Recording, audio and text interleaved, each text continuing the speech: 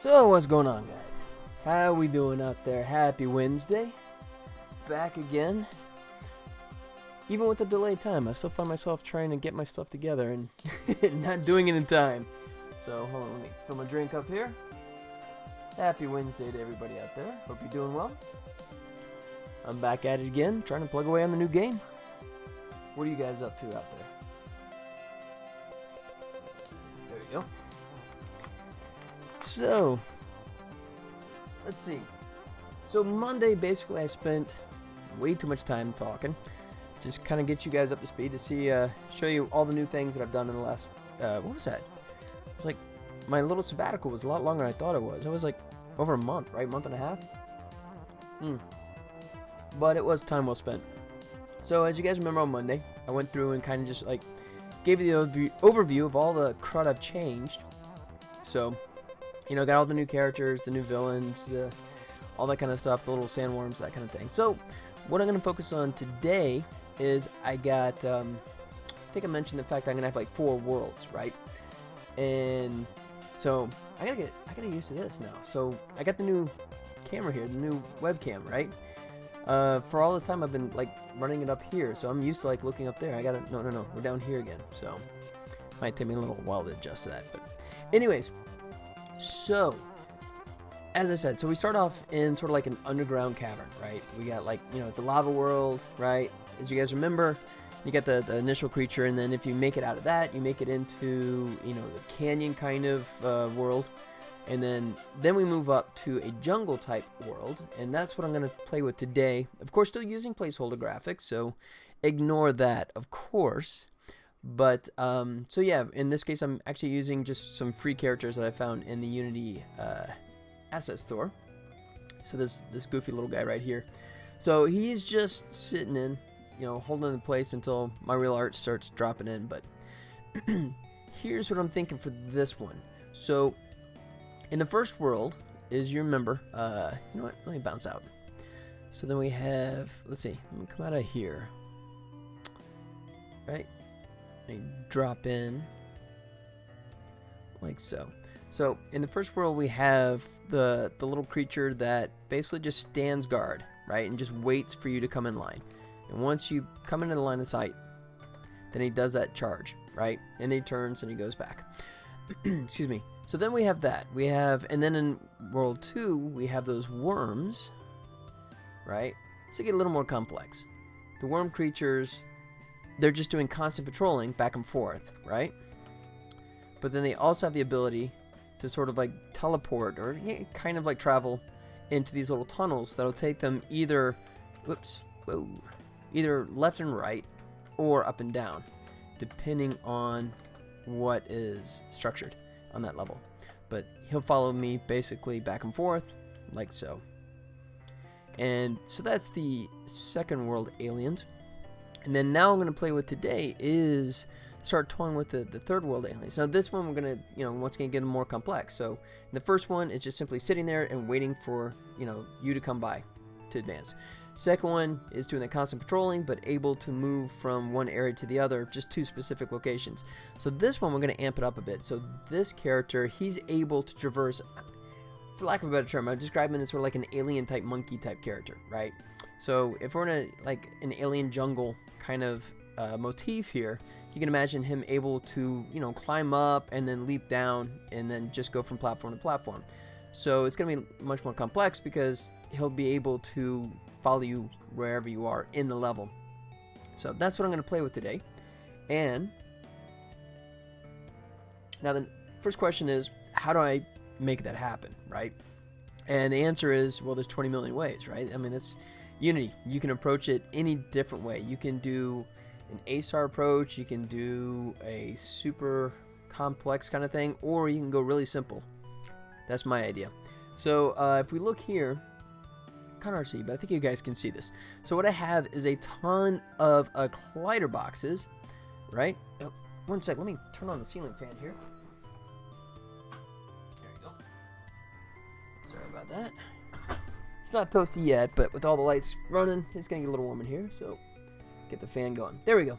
So I've got all these game objects that are just dropped all over the place with collider boxes set to trigger mode. and they're platform indicators. I call them platform edges. That's the term I use to describe it, right? And so what'll happen is he'll hit it, and then what I'm doing is that this guy's tied into a level script, right? And it's able to discern, each one of these will basically know who it can reach out to, right? So in this case, I'm saying I have like just 4 separate elements here, and I'm just working off of the idea of classic arcade, up, down, left, right. So in this case, there's nowhere to go up, right? Down, actually we could do down, so let me drop that in there right now. Down, so he can go down to platform 5, right? And then up, down, left, right? So left would be platform 1, so he can jump over there and hit platform 1, right? And then right, he's on the same platform, so there's nothing for him to jump to over there, so that'll come up null. So there you go. So my intention is this guy will come up, he'll hit the platform here, right? And then it'll check to see where the player is. And what I'm going to do is the level here, let me bring the script up.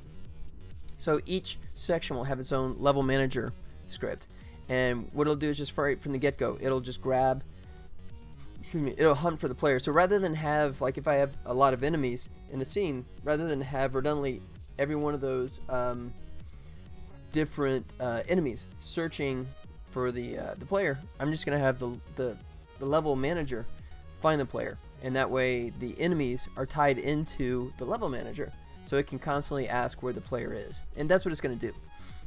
So he'll hit a platform edge, and then it'll reassess where it is, and it'll ask the level manager, it'll say, hey, where's the player, right? And then it'll determine if it's worth trying to jump across or jump down or that kind of stuff. And that's going to be interesting because obviously there's going to be a range of jump values, right? I mean, either across and then also vertically, so it's going to be a fun thing to try and pull together. I'm going to try and do that in code and cover it with animation to have like the nice range to work on that, but we'll see if that comes together. I mean, especially like here, right?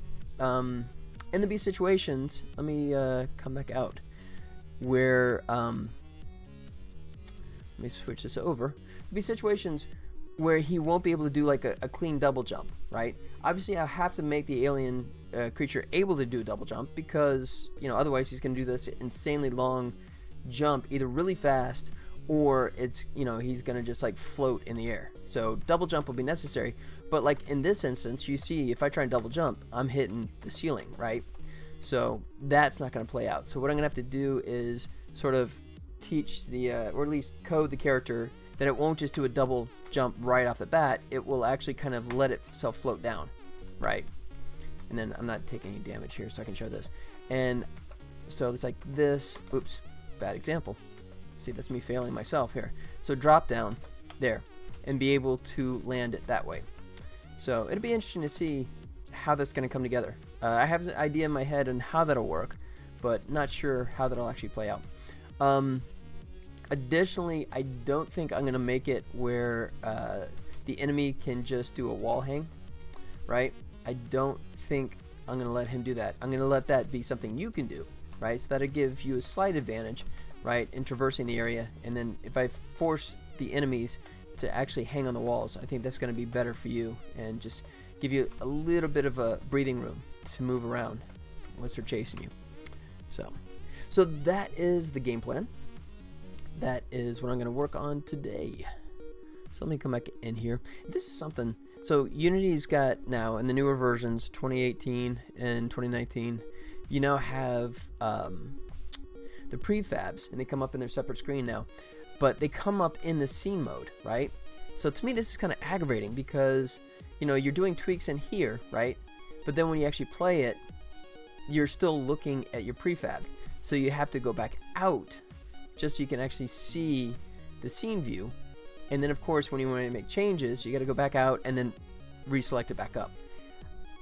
I wish they would either branch the prefab out of the scene tab and make it something else, or have dual scenes, which that they won't do that, right? Or just have some way that you can have two scenes that I can toggle between. That'd be nice if I like there, I can toggle out, but now I can't toggle back in without going back and reselecting.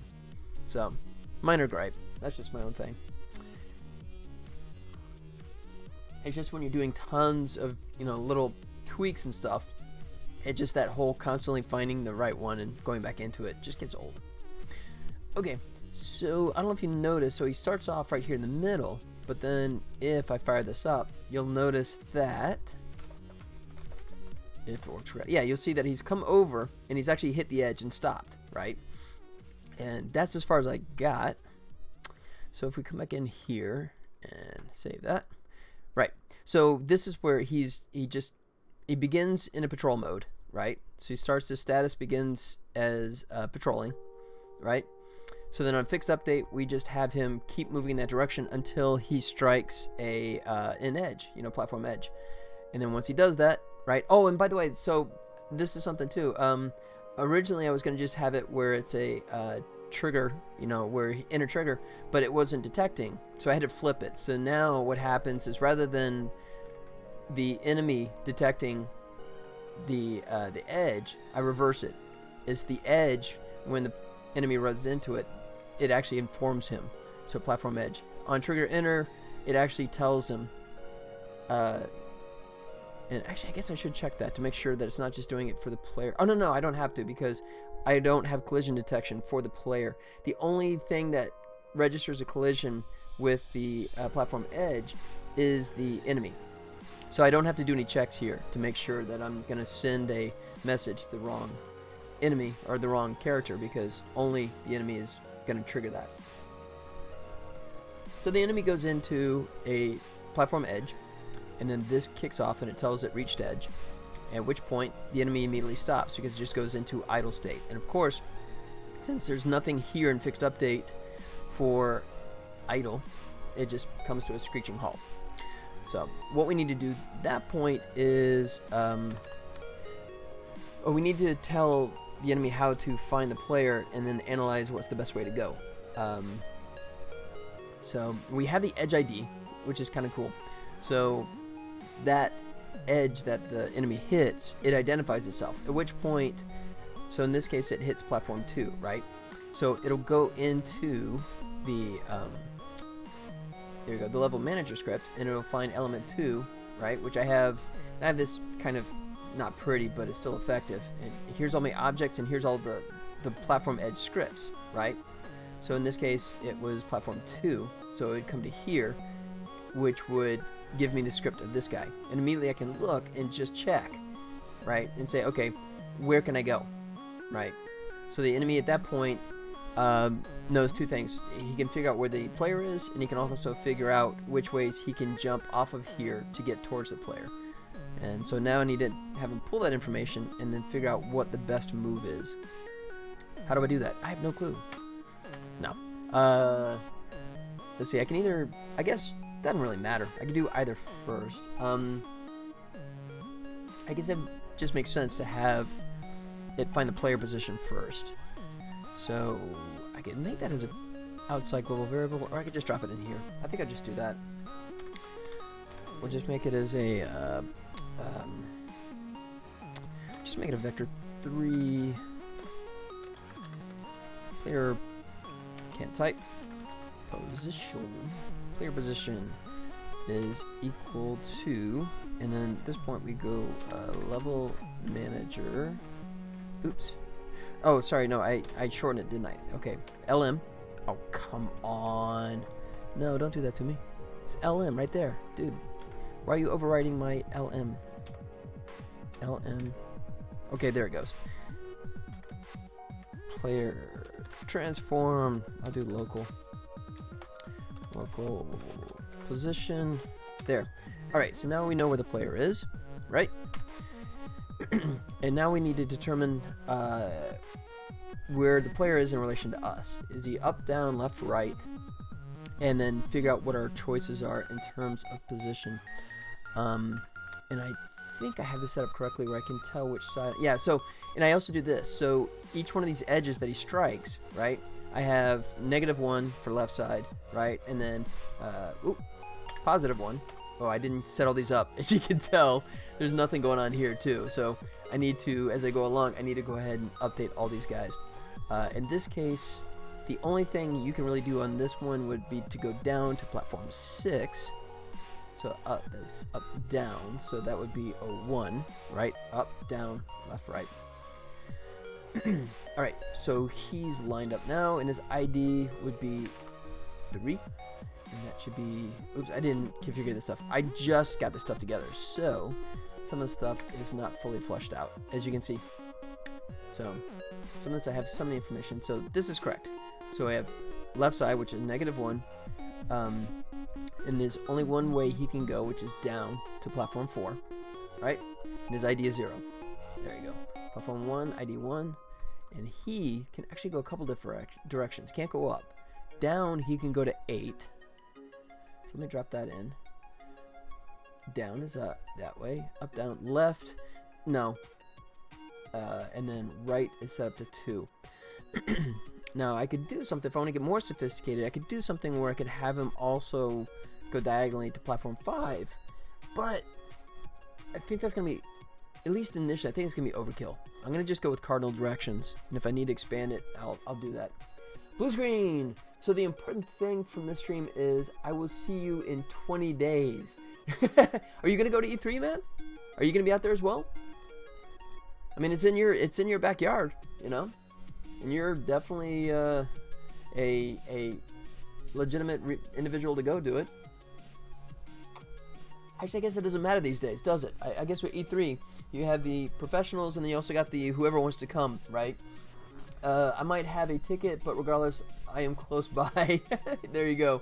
You know, I was joking with a friend of mine. I was talking about how E3 is sort of metamorphosized into the community pool, right? And you have like the Adult Swim time, right? So, I mean, E3 used to be pure industry, but now they've changed it. But it's this weird quasi thing. So the morning hours, right? The first like 3 hours of E3 is, you know, industry only, right? Which I'm fortunate enough to have fooled them into believing I am industry. So I get like, you know, that 3 hour thing, but then they like open up the doors, right? It's almost like Caddyshack, right? You know, Caddyshack Appreciation Day from 12 to 12:15. You know. Yeah, it's pretty good these days. Yeah. I'm going just because I want to talk to a few people, knock on a few doors, talk about this game. I'll be spilling the beans to them, trying to give them the inside information on the IP and see if they have any interest in it. A bit of a long shot because I don't really have anything lined up yet. So, I mean, I'm not necessarily encouraged. Like, you know, there's going to be much that comes from it. But, I mean, the game plan is to approach Nintendo first. If there's any representatives I can talk to about, you know, Switch. You know, and then, you know, of course, Xbox and PlayStation. PlayStation less so. I think PlayStation is definitely... And I think Xbox is more open to indie than PlayStation is. But... And then, of course, then I'm going to fall back onto... the whole idea of PC. So I'm gonna have a conversation with Epic, you know, the Epic Store, and just to try and see if, you know, they have interest, and, you know, I should join that. What is that? The E3 Facebook page. All right. So what does this get me? Aside from 2,634 various members. I mean, it's just, let's see. Is this just for the fans, or is this more like fans and industry, or neither? What is that? What is that?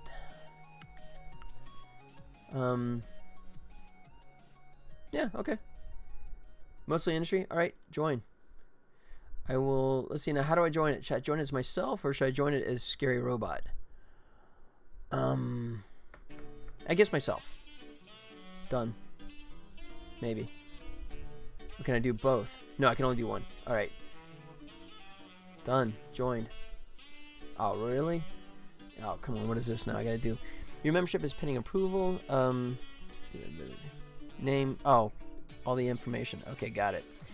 Alright. Let me do... Okay, I can do this publicly. You guys already know all this crud anyways. Name... Mud No, no. Just there. You guys know those stuff. Job title. CEO. Company. Epic Game. Oh, no. They're not going to buy that. Scary Robot. Productions. Inc. It is incorporated. Probably should have done an LLC, but guess what? Too late now. Company email for verification. Not too surprising. What?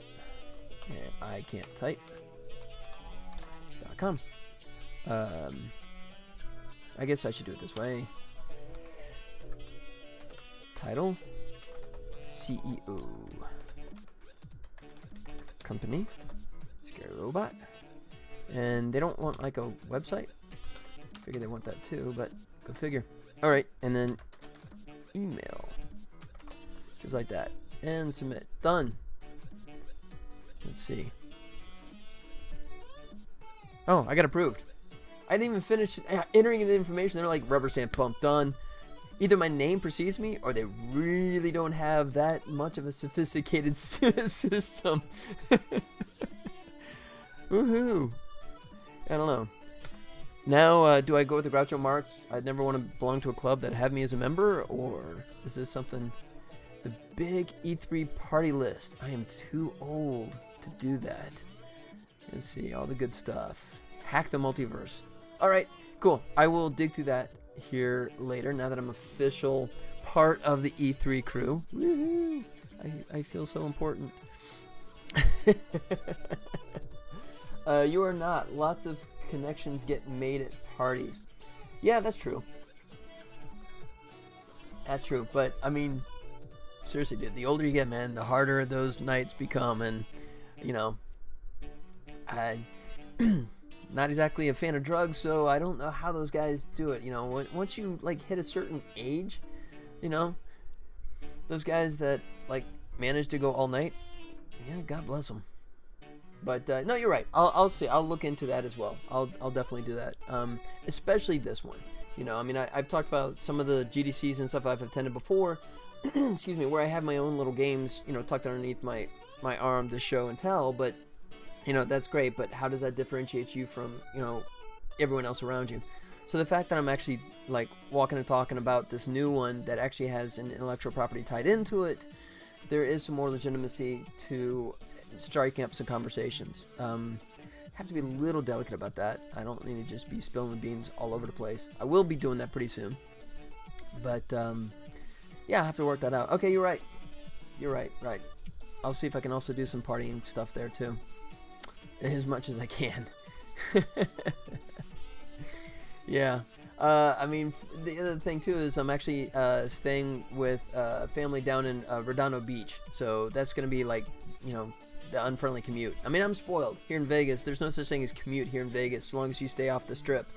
So the idea of, you know, getting out of downtown LA and trying to get back to Redondo Beach at, like, wee hours, that might suck. People are also to invite people here for an after party if you would like. I am down to make it invite only for the E3 days. Oh, that's cool. Yeah, yeah. Awesome. Well, okay, I mean, so, yeah, I mean, I remember you set up shop over there in Culver City, but I never asked you, are you actually located in that same Culver City type area, or were you just, like, cruising over there? I never did ask you about that. I'm sorry, that was my mistake. But, yeah, I'd be open to that for sure. I mean, same... Okay. Yeah, so if you're in the same block, so that means your commute is, what, hour and a half? Come on. Come on, that's LA humor. Come on, you gotta give it up for that one. That one's good. Come on. I don't care who you are. That's funny. At least for people that have actually lived in LA. Because that is just so true. If I drove, that would be accurate. There you go. Mm-hmm. Alright. Cool. Yeah, please, man. I'd be open to that. So, yeah, yeah, let me think. I mean, we still got weeks away for that, but, yeah, I would definitely be open to that. Yeah, we'll talk about that later, for sure. Yeah. Alright, so should I actually try and do some work? I could try that for a change. Okay, so here's what we got. So he comes up, he hits the edge, right? And then for anyone that's like a real game maker, a real programmer kind of guy, you guys can tell me how far off the map I am in terms of my approach on this. It just seems like it works, you know, and it seems like it's not going to tie up too much resources. So, and I can actually halfway program it. So that was my choice. All right. So he hits the edge, right? Gets the player position, and then let's see. Now I got to either determine. Let's see. Is it Buzz? Oh, okay. That's coming from neighbors doing work outside there. Just to make sure it's not me humming there. Nope. Okay. It's not the voices in my head. That's a good sign. Okay. So I guess what I'll do is try and figure out where the player is in position to us first. Alright. So. And then I'll have to think of like a dead space area. And I guess within a certain range. Then we are in like leaping range, maybe. I don't know. Do I want to have this character leap at you? Maybe. Alright, well, let me just do this first. Let's say, let's go. Start with Vector 2. Player distance. Don't like that, do you? Okay. Is equal to new Vector 2. Like so. Alright, and then we say player position X minus transform local position X, right? And then do the same, but for Y. Like such. Boom, boom, boom, boom. And done. Alright, so now we have Vector 2 that's going to tell us the actual distance. Alright, so then, let's see, if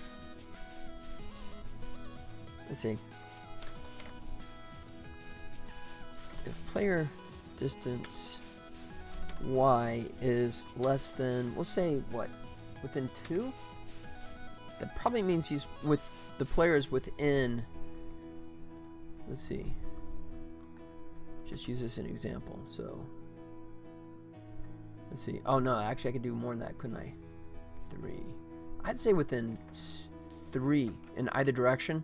Then I would consider the player to be on a horizontal plane as our enemy. I think that's the best way to play that out. So if that's in the case, then we need to see if we can come at him from left or right. Else. Okay. Alright. Okay, I gotta think this through because otherwise I might get myself into a giant pool of if then else, which will not be pretty, but yeah, maybe. Okay. Let's start with this. Let's just say that he's out of range, so we definitely want to go up or down.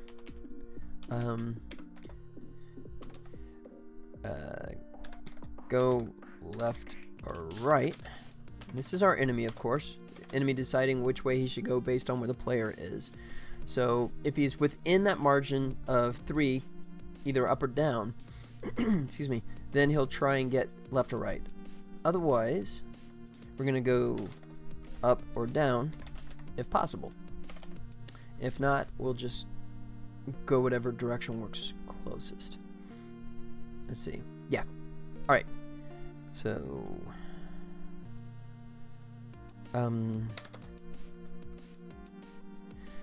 yeah, I guess I need an F here as well. So if player distance Y is greater than 0,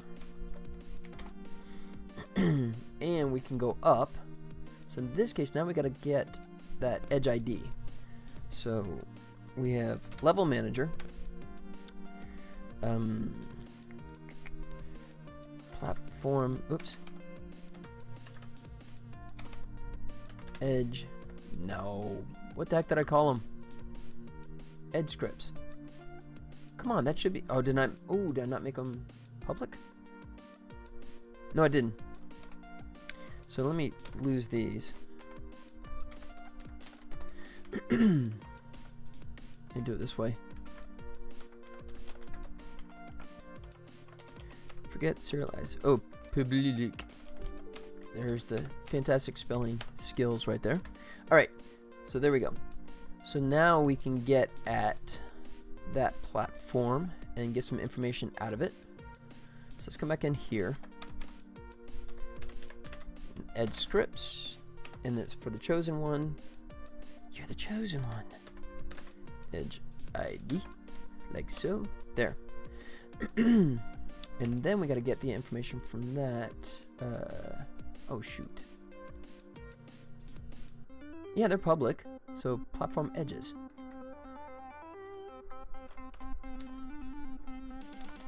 Platform edges. Why is it not coming up? Well, that just sucks.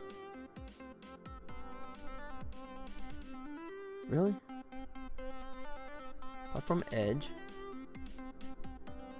Oh, wait. Oh, there it is. Okay. Because I've got the serialize, and that should be public as well. I guess I need all these to be public because I need the character to know. Ducking is going to be a situation where sometimes, you know, these levels are going to be too close together, and he won't physically fit.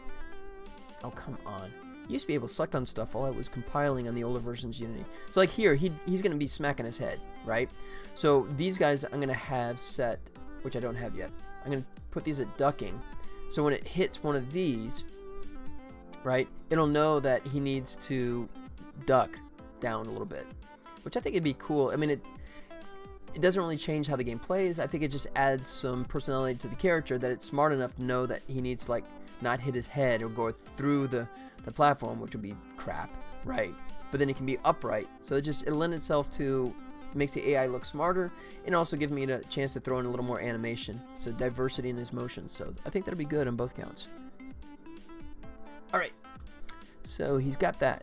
And now that should allow us to get at it. Destination? Yes. So let's try this again. Destination. All right.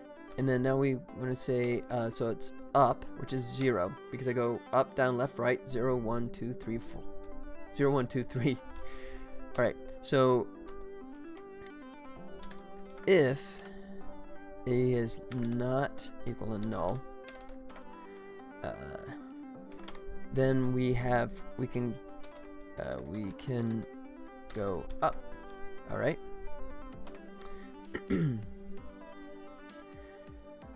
Let's see.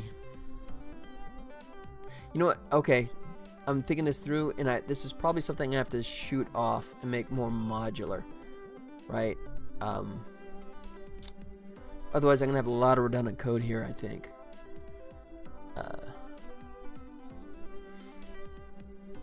Let me finish this and let me see. I may just break this off into a separate function. Probably gonna be a smarter move. All right. So if we can't do then go.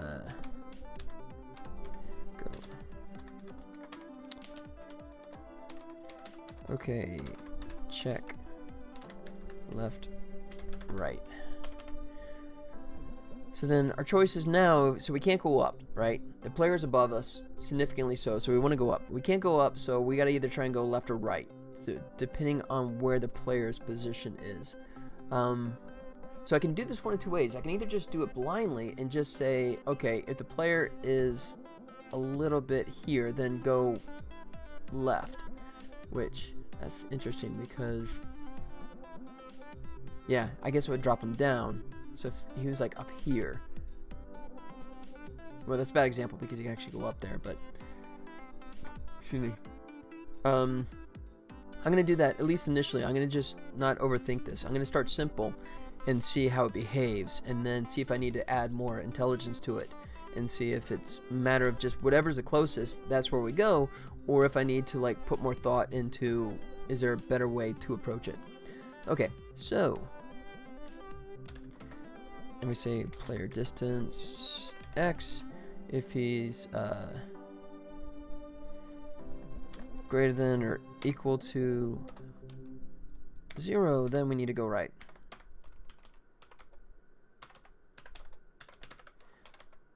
Right? Else, of course, tricky bit, go left. Look at that, power deduction. Ain't it amazing? Okay, so if it needs to go right, then we got to see if we can go right.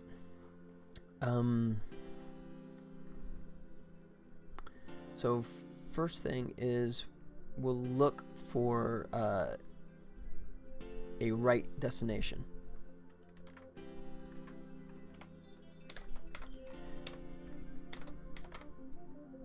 If so, then jump right. Else, yeah, I'm definitely going to be breaking this out and just doing a return value of the direction he can go. I think that's definitely going to be the ultimate choice. Yeah, but at least I'm going to finish this off so I at least have a template to work off of. Okay, so if you can't jump right, then the next thing to do is, let's see, what I have, I guess I'd even, okay, then either, go right. How about this? We'll say, we'll check to see if we're actually on a left edge. So if, not destination, but let's see, enables, oh crud. What do I call it? Platform edge. Oh, really? Went way too nuts with the serialized field, didn't I? Let me make this public so I can actually get the stupid value, since that's where I need it. Alright, let's try this again. Side. Alright, so he wants to go right. So if the side is equal to -1, then we can walk right.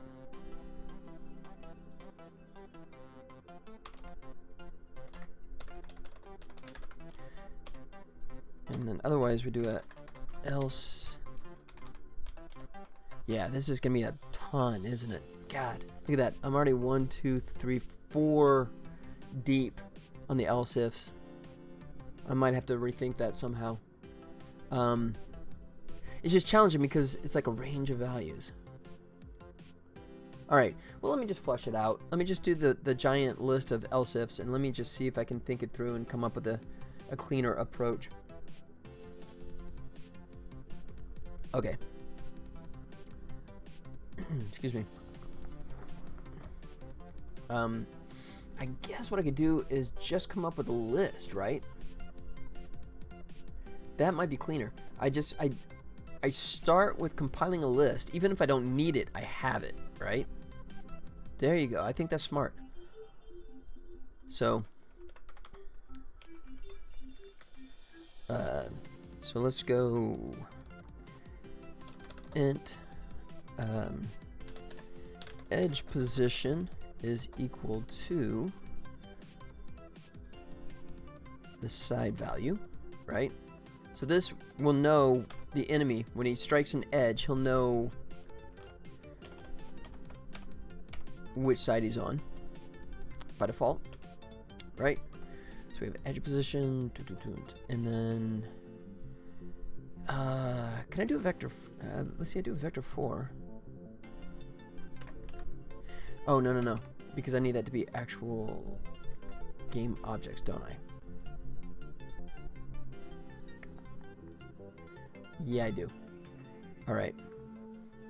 And I can't make an array in a function.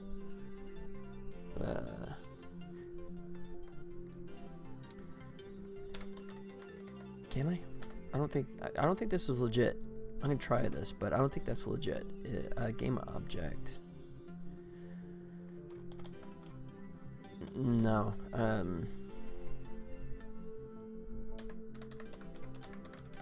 Destinations. Really? Maybe let me get away with it? It seems I could. Maybe I'm just thinking way back to my JavaScript days. So, I don't know. Let me see if this works. Destination is equal to new game object 4. It's not. Hey, it's not screaming. Okay, that's strange. For some reason I thought you couldn't declare them. But you know, now the next question is: do I really want to generate a 4 game object array every time it reaches an edge? So this might be better outside. What do you think? Actually, most of all these, there's no downside to making these public, right? That way, it's just not regenerating the stupid. I never understood that. I mean, anyone that's like knows this stuff obviously better than me. I see that a lot, right? Where they declare variables in a function that's going to occur frequently, and it seems to me like, isn't that burning? I mean, isn't that like potential garbage collection, but like fodder, So I don't understand the advantage. I mean, the obvious advantage of doing it, locally in the function is that means that the scope of the variable is limited to the function, which I understand. But with that one thing aside, what's wrong with putting it at the base of the entire script? I mean, it seems like that way you've only declared that variable once, yeah, and it stays alive throughout the length of that character, but it also doesn't get regenerated every time he touches an edge, which happens insanely frequently, right? He's constantly patrolling, so he's going to edge to edge to edge.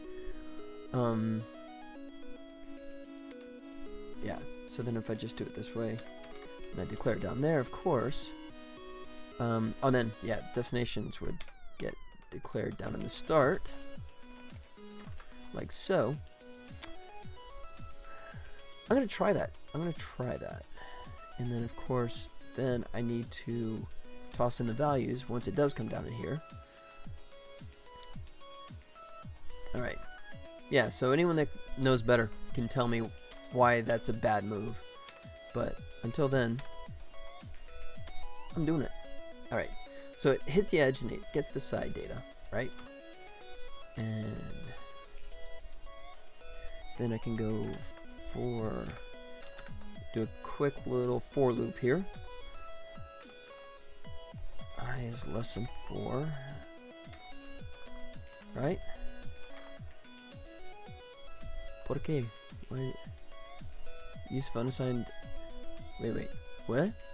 Why is it complaining?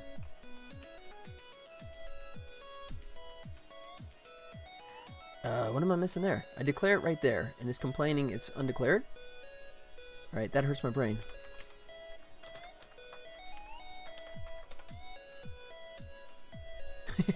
Okay. Whoa, what did I do? Alright, let me start that over. Did they just change this? I mean, I just went up from 2017, 2018, but for int I, when I is less than 4, really? What the heck? Use of unassigned. Oh. Sorry. Okay, you're right. That was on me. Alright, I'm gonna stop tape now. Rewind. Delete. Oh crap, this is streaming. Never mind. Alright, you just saw stupid displayed in real time. There you go. Alright, it helps when you declare the variable. Then it won't complain that it's not declared. Okay. So let's get the stuff loaded in. So destinations of type I is equal to, and it would be, what is it? Actually, let me just grab this. Like so. There. Boom. Alright, so now the cool thing is hopefully this can make it a little simpler where all this stuff is loaded and we have a better sense of what's where, maybe? I'm still going to break this up in a modular thing, of course. But let's see. I don't know, maybe that doesn't get me much. Maybe I still gotta dig through all this crap anyways. Well, I mean, I don't have to fetch it more than once, so at least that's a little something, I guess. Okay. Once again, speak up. Tell me if I'm being stupid. No, politely. Okay. So All right. If all right, now I don't need that. I just need if destination there. So I'm not, at least I'm not doing like deep recalls, right? Destinations is not equal to 0. Then we can go up, right? Let's see. Yeah, I think what I could do is just yeah. So this is all if then. Okay, here we go. This is all a giant slew of if then else's. But I'm gonna bust this out into a function in just a second, and then I'll just do a while not path found, right? Then I will just progress through the steps. So that should be a bit cleaner. But let me just go ahead and get everything in place so I have a template to work off of. All right.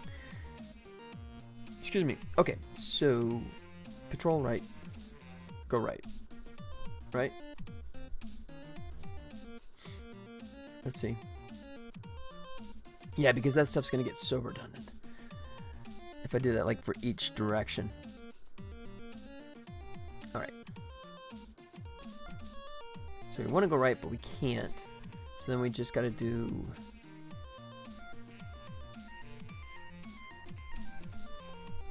jump right.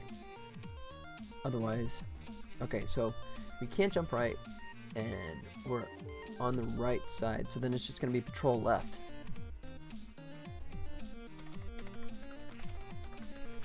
Like so. 1 second here. Alright. Yep. Alright, and then this would be the inverse, of course.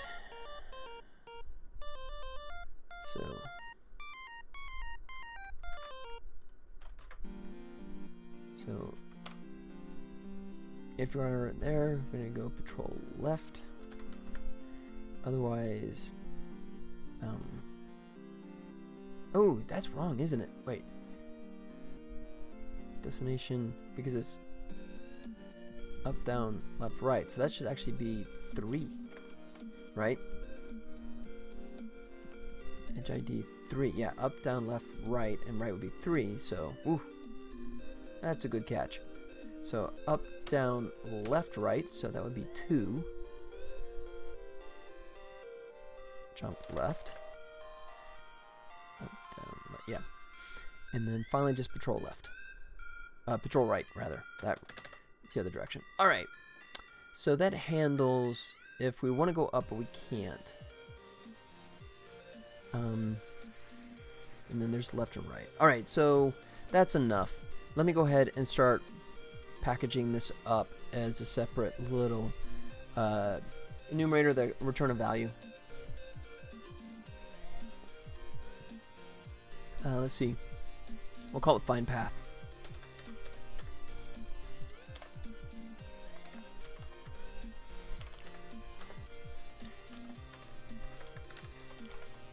And I'm gonna need a couple things, I'm sure, but I'll just add it as I go.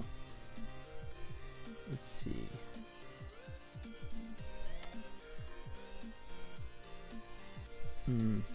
Let's see. Reached edge. So player position, player distance. Where do I want to actually grab all that stuff? Do I want to do it here, or do we do it as a check?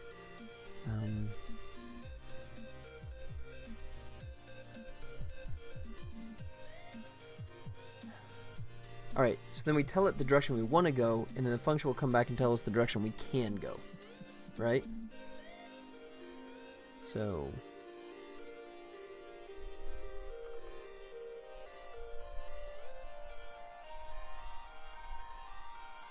yeah. Is it going to be redundant? No, I think that's okay. So... You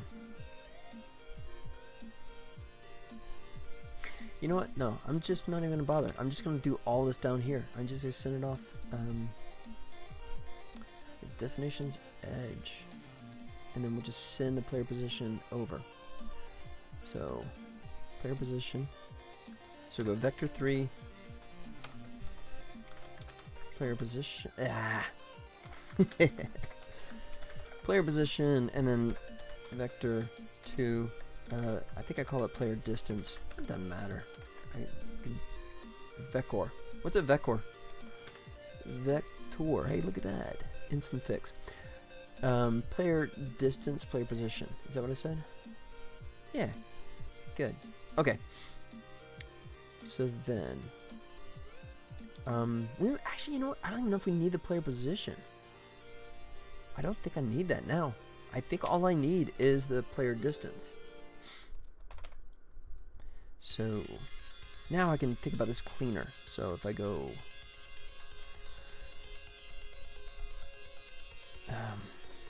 let's see.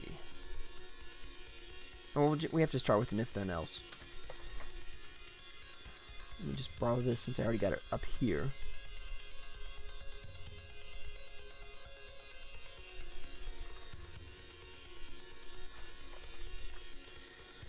Alright, so if we want to do that, if he's that way, I guess we can order it, maybe like that. I can say that I want to go this direction, either up or down, and then as a fallback I want to go either left or right. And if I get all that, and then just let it decipher from that point on.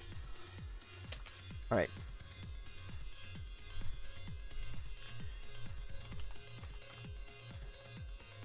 Yeah. So if he's, then we have to go left or right. So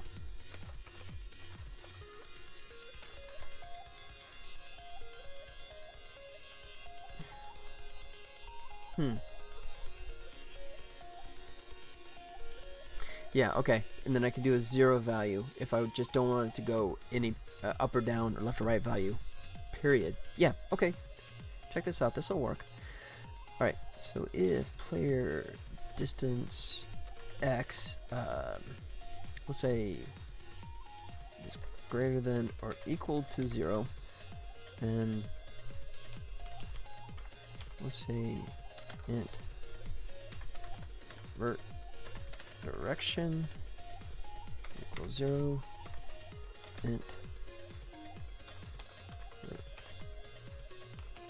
And actually I want to change this to, do I do it? Actually I don't need this, I just need it to be a int. Yeah. Horizontal equals 0 because it's not going to loop. So I can just do it as just return an int value.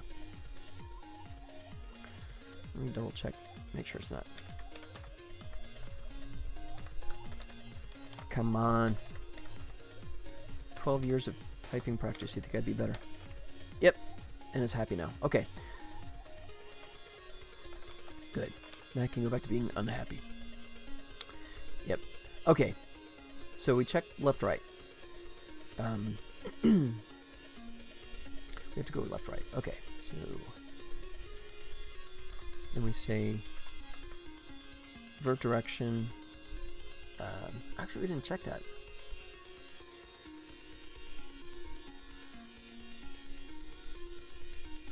I guess I could do that.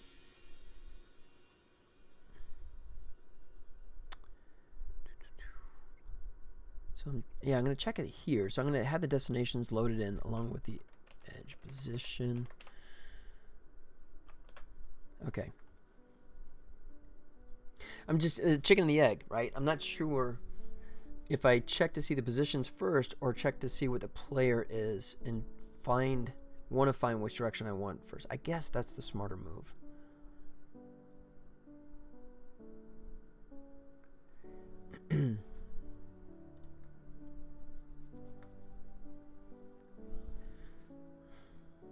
Okay.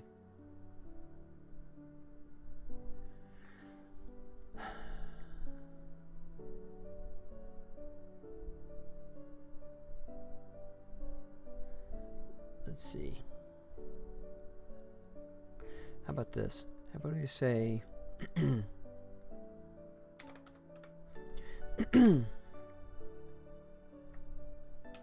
priority, right? Secondary. Excuse me. And then start with a -1 value. So this would be up, down, left, right. So And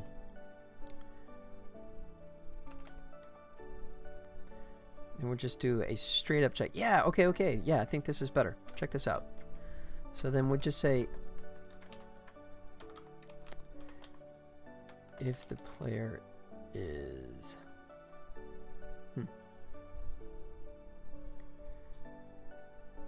if actually I need to do this as a absolute, don't I?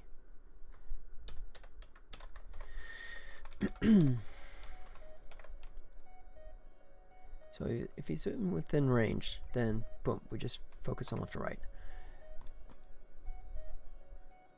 And then we have to figure out priority. Okay.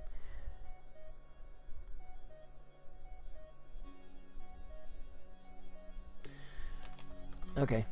I'm still thinking. Let's just do it this way. Let's say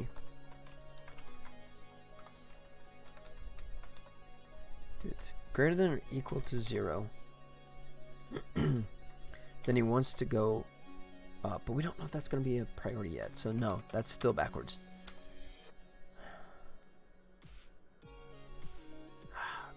God. Vert equals negative. Oh, even that's 0. And then equals 0. Okay. So let's you're just gonna do one of these. I keep drifting between the different choices here. Okay, so let's just do this. Here we go.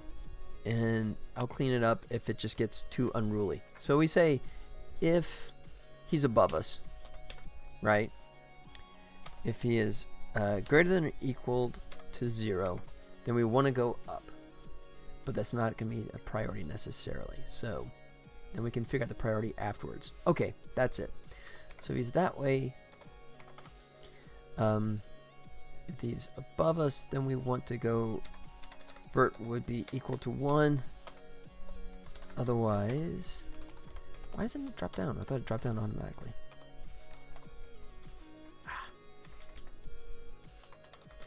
Vert's equal to negative 1. All right.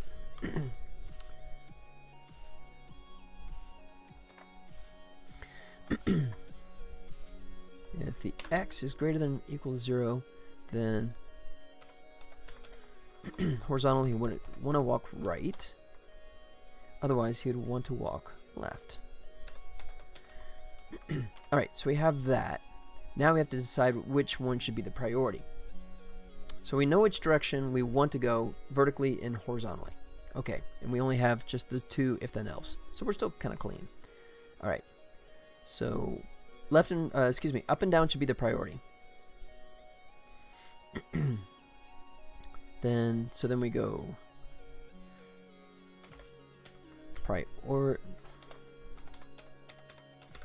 priority is equal to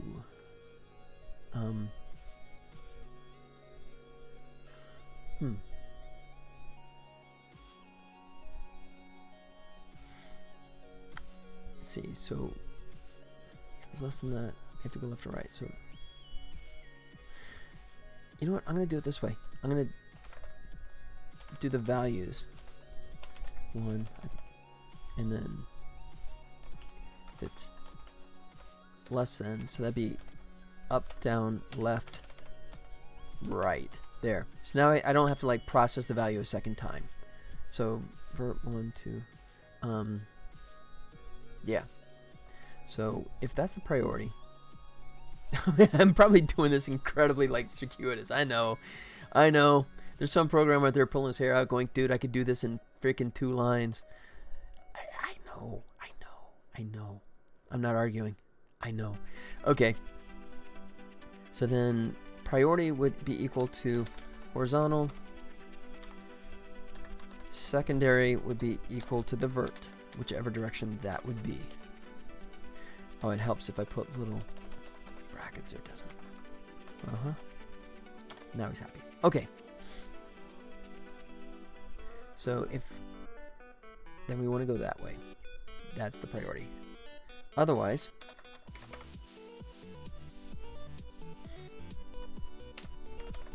yeah, this might be cleaner. then we say priority is equal to, we want to go vertical because he's out of that vertical range. And then secondary is we want to go horizontal. There. Bingo. Okay. So now we can just determine what the priority is and see if we can actually go that direction, right? So that's not too bad.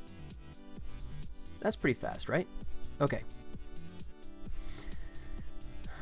Let's see. So now we can do a switch. Oh, sweet. See, this is coming together. It took a little while to get there, but it's coming together. So we check the priority, and we're going to see if we can actually achieve. We're going to see. Going Italian there for a second. We're going to see if we can actually make it go that direction. So switch priority. In that case, we're 0. That means we want to go up, right?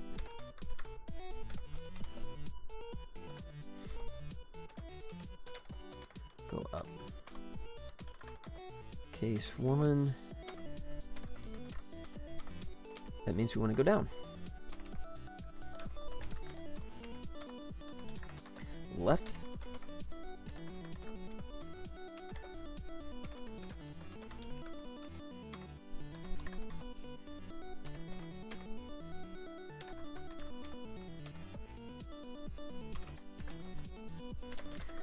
Up, down, left, right. Okay, so that's good.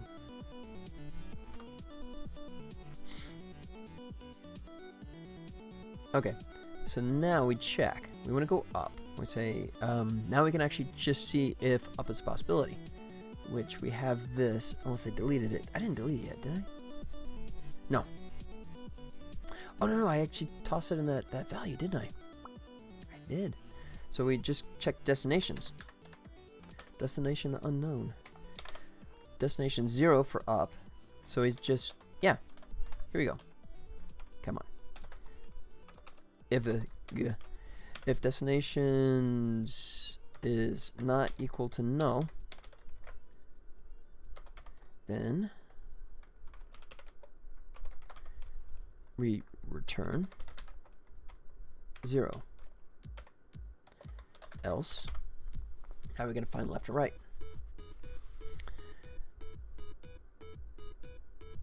If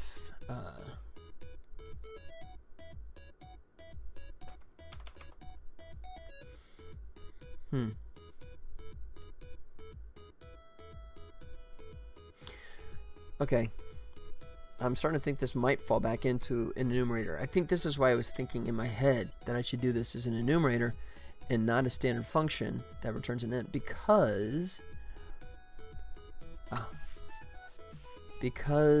going to have to do multiple checks on this, aren't I? Otherwise I'm going to have a lot of redundant code.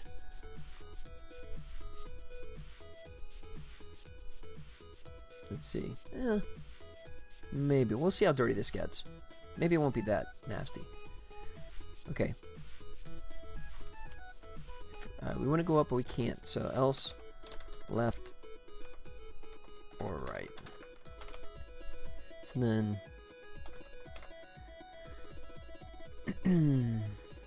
if... No, okay, this might not be too bad, because we can do a check on both of these things. So we say if...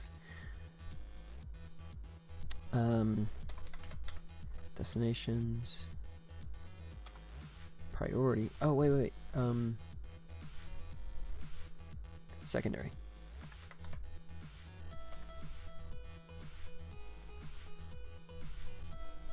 Yeah. Let's see. Secondary. It's not equal to null.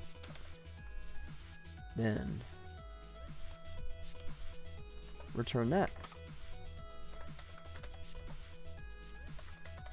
Secondary.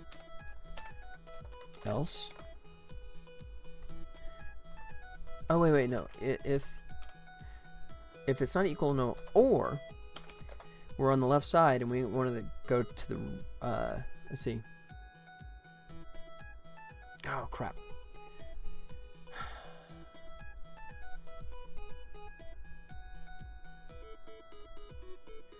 Left, right. or okay, oh god, okay, this is gonna be ugly, but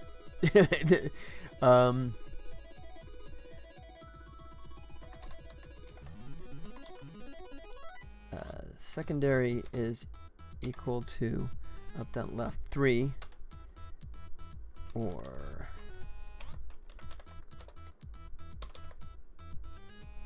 so he wants to go left, and our side, do I feed that, right? No, I don't, or is that global? Edge position is global. And edge position is, oops, that needs to be like that. So up, down, left, and if edge position is -1, then we can go right.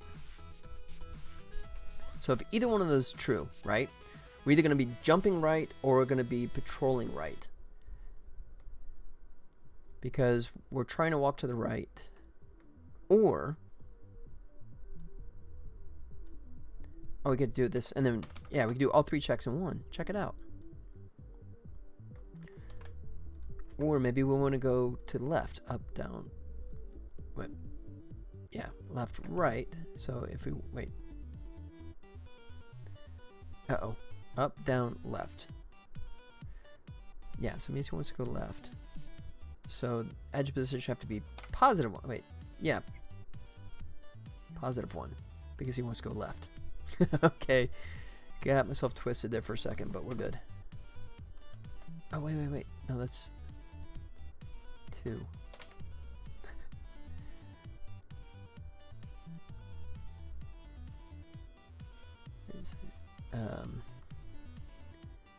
Right, so 2 is left. So 2 is left, and if he's on the right side, he can either walk left or he can jump left. There it is. And if he wants to go to the right, he can either jump right if it's legit,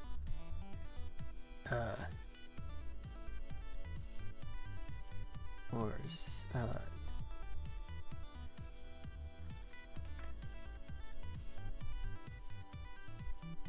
okay, that's not right. I gotta, yeah. Oof. 2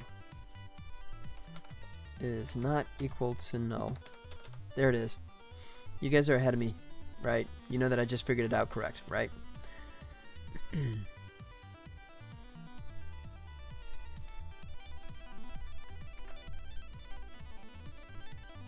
Alright, and then 3. Wait.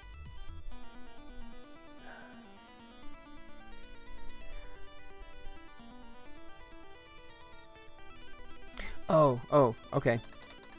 Secondary is equal to 2. And there it is. Oh, is that throwing too much into one if? Is that kind of overloading it too much?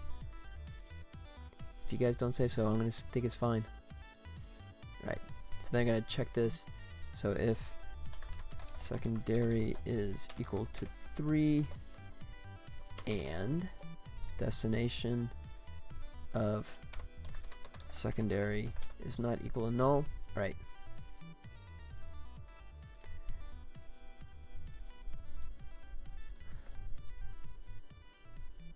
Oh, wait. This would be an or, because he can either do a jump or he can walk back. That's it. Alright, stop laughing. I know you guys had that worked out before me. And either this one or this one. Or this one. There. Alright, there it is. Okay, so let's just double check this. So we're just going to say that secondary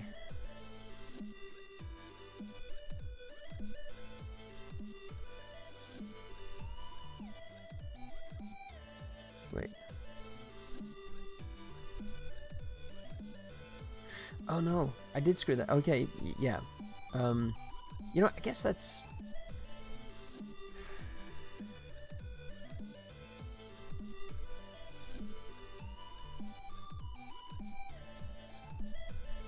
Yeah, okay. So then this becomes redundant, right? Because I'm doing the check right here. There it is. Bingo. That's it, right? I can get rid of this extra. No. Why am I... Wait. Why are you complaining? That's wrong. Alright. So if the secondary equals 2 and the destination for that one... There it is. Okay.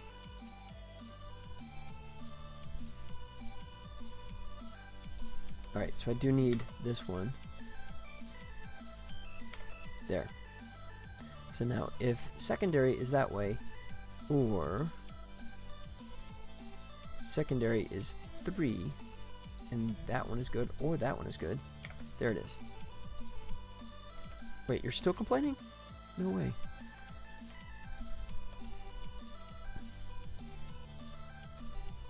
Oh, I got one more. There it is. Now he's good. So if either of those are true, then do secondary.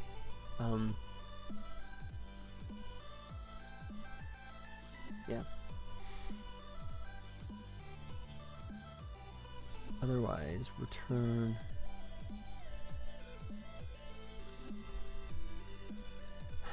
Then how do I figure out the secondary? Let's see. 2, 3.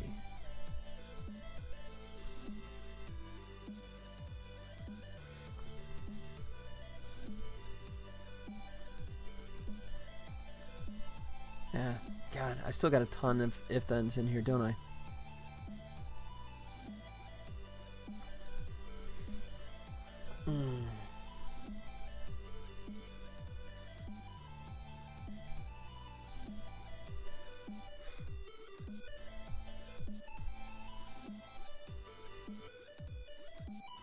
Alright, I guess I'll just do it. If secondary equals 2, then we return 3.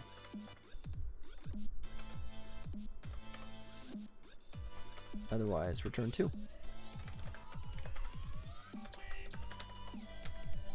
There.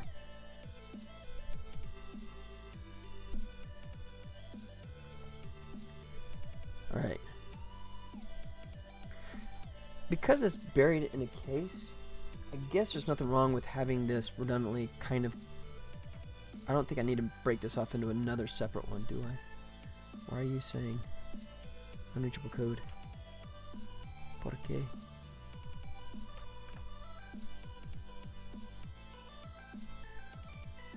Wait, why is he saying break? Why is it a break saying he's never going to get reached? That's not true.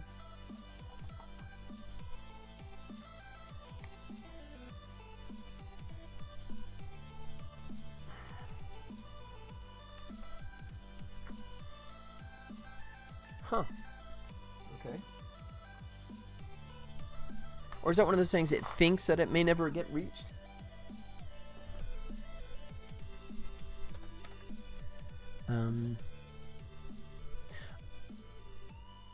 Or, okay, maybe I don't return the value there. I wait till I get to the bottom. How about that? How about that? We'll try it that way. We'll say int return direction. And we'll start off with 0. Why not? It's never used. Yeah, I know. It's about to be used. So...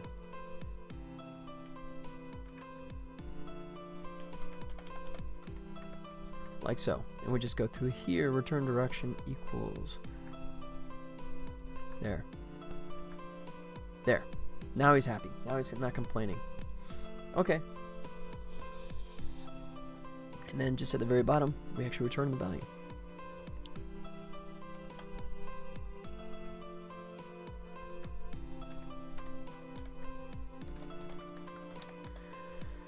Return direction. Done. Okay. Well, one section is done. Right. I mean, I guess, so my choices are kind of like 6 of one, half dozen the other kind of scenarios, I think. So I can either break this off into a definitive left or right, so that way this one can reach it too, or, or I could just let it repeat. Let me just do the repeat to begin with, and if that looks too cluttered, I can try and break it out. So, so return 1. Otherwise, find that. Yeah.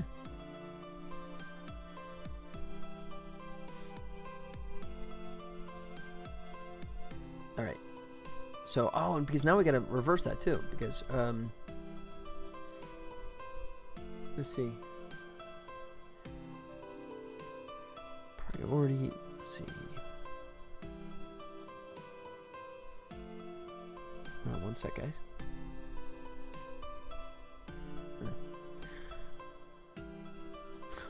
So I'm trying to get better organized, right? And I know a lot of the guys use where I use Notepad, so I decided I was going to finally bust out the old Trello.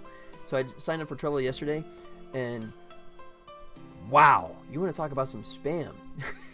I mean, I'm like every 5 minutes. Hey, you ready to set it up now? I mean, it's like, you know, some dude like needing a fix or something. Come on, man, set up your Trello board yet? Come on, set up your Trello board. It's like, I'll do it when I'm ready. No, come on. It's like, okay, I got your 20 emails. I'll get to it. Just calm down. Trello, good. I understand that, but just calm down. Okay, so there's up, down. That's good. Now we gotta see if we can go left. So up, down, left. So if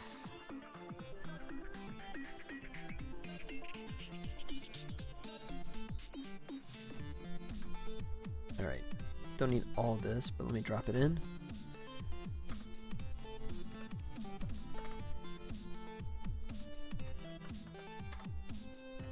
There. Alright, so I don't need that because we already know that's the case in here. So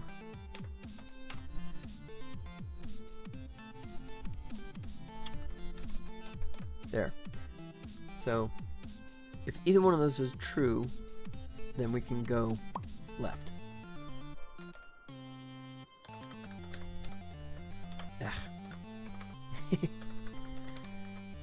Direction equals left, which would be 2.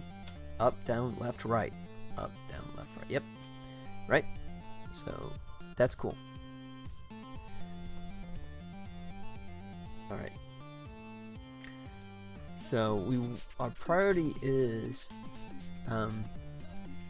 so here's now here's the question mark. So if obviously we can always go left or right at some point, unless we're like on a little pedestal that's a 1 square. Now I'll figure that out later. But so if the priority is a horizontal movement, then I should be able to ignore processing going up or down, because if I want to go up or down, I would have checked that. So I think what we can do then, say,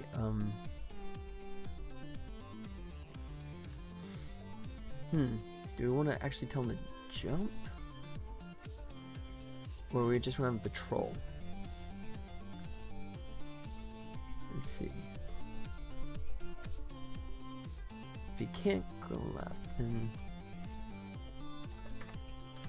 yeah, I think I could just automatically say, just go right, which would be 3. Up, down, left, right, 3.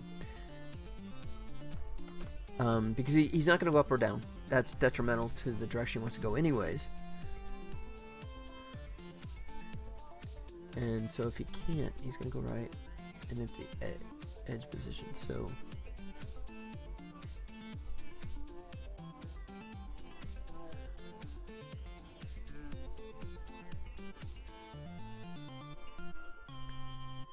alright, but then, oh wait. Yeah, I think I'm covered. I think that actually does work. I might be missing something there, but I think it is that simple. and then we'll flip this. Otherwise, you go back left.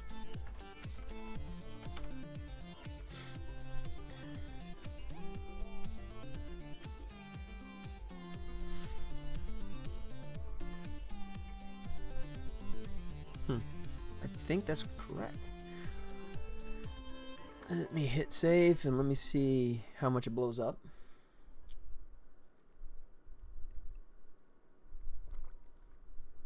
Hey, that's always a pleasant surprise, right?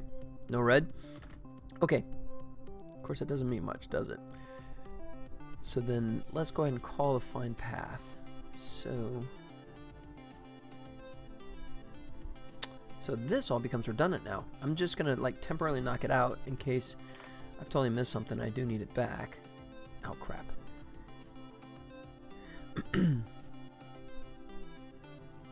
This guy.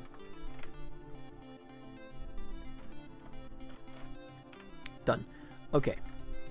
So then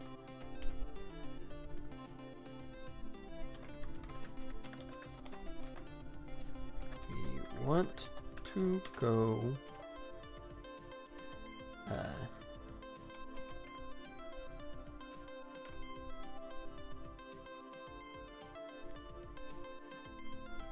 find path.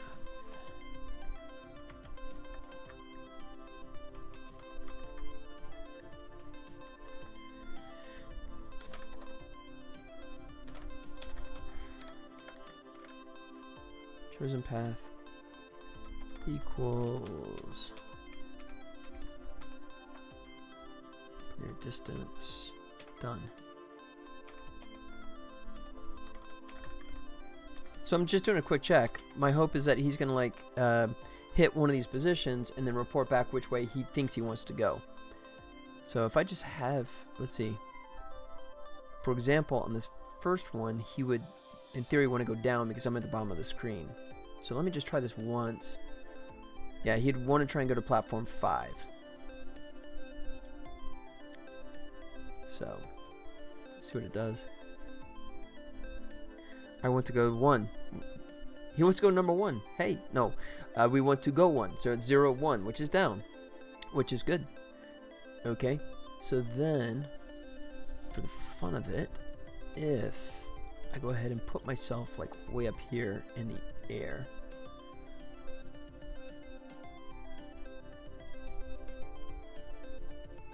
No, that's gonna, we're still gonna go 1. Okay, so let me see where I want to be here. Let's say -722. There. Oops. -7. Y. -7. I turned off my numlock. Don't know why that happened. Alright, so now we should get a... He wants to go left. There it is. I want to go 3, which is up, down, left, right. So, crap. This is actually kind of working. I don't mean to sound shocked, but I'm shocked. Alright, so we can check the other directions too. But that's good. That means our little check code is behaving. On the first try too. You guys are my witness, right? There's no smoke and mirrors. Even though I'm a visual effects guy, I'm not doing any kind of tricks, as far as you know. Okay. So, just for the fun of it, let's bring this bad boy like here, right? And then now I gotta move me. Obviously, you see what's going on here, that all the levels are you know, just little prefabs, right? So, see if that's good enough, or I have to move. I want to go 3 down left. That's not exactly correct there, buddy boy. Excuse me. Crap. We're on a roll there too. Oh, because... Oh, no. Here's why. Because I haven't set up this platform edge yet. Hey, guess what? The code is not screwed yet. It's because I didn't tell this edge any information yet. So the side is -1, right? Yeah, left is -1. Yes. And then we gotta set up the sides for So up would be platform 2. Up. Down. Alright, so like here's a good question mark. So should down be platform 8? I guess it would be. Because he could just do a quick bing bing, right? Which that would kind of look kind of cool with the animation. I could have him go straight to 9, but 8 would be cooler. So 8 it is. Up, down. Oh, but then I guess left would be the same as well, wouldn't it? That's fine. Left, and then there's no right, obviously, because that's just on the same platform. Okay, and then ID, this bad boy is 5. All right, let's try this again. So we want 1, or 0 rather. I don't even know. 0 up, and that's what he's saying. I want to go 0, which is up. So there you go. And we can do one more check. Let's put him over here. So this should be, I want to go 3, right? Yeah, so even though he's going to hit this side, he should still want to go 3, right? Yep, I want to go 3. Boom. Yeah, so here's an example too, right? You can see what I'm talking about here. So in this case, both of these guys, I have to tell them that they're going to be ducking. I'm running right now, so I don't want to do it now. So just lose that setting. But so because this one is going to be positioned against the next level above it, so I would turn on the ducking for these guys, like so. But yeah, cool. All right, I'm excited. That actually worked. So do this one more time. Comes up and he says, I want to go 3. Good. So he's correctly looking at the direction he wants to go. He's assessing where the player is and deciding the optimal direction to head towards the player. So that's half the battle right there. Awesome. All right, I'm gonna do a quick restroom break because I'm an old man and it's an hour and a half in, so it's gotta happen. Hang tight, guys. I'll be right back.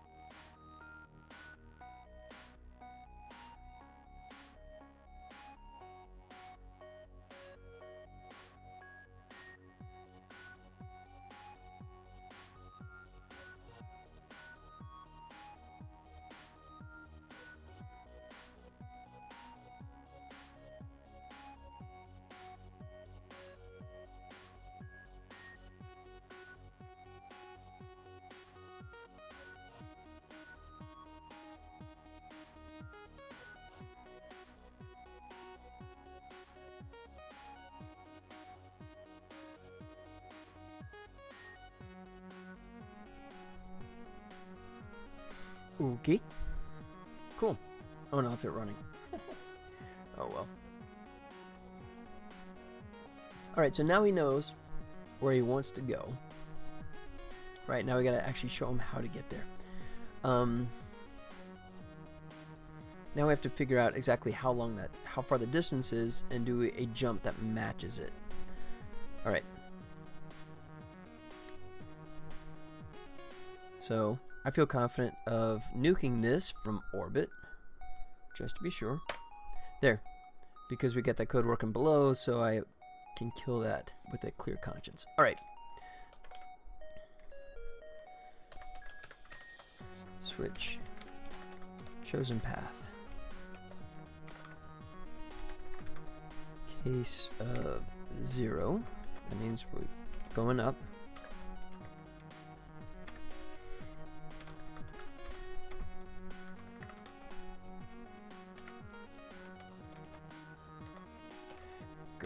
Down. Down.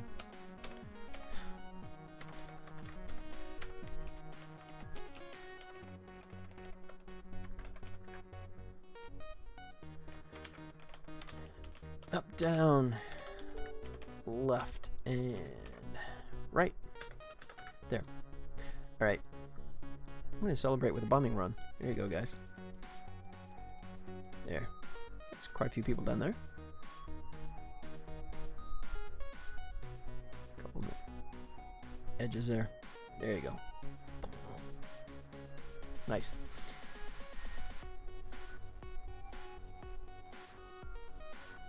Alright. Okay. So if we want to go up, now we have to figure out the distance.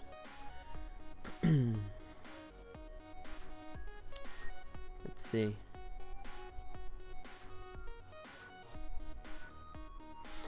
I guess, at least just to begin with, is I can just do a total cheat of, let's see, I have jump speed value. So I can do that. And do I actually have a value assigned there? Let me check that.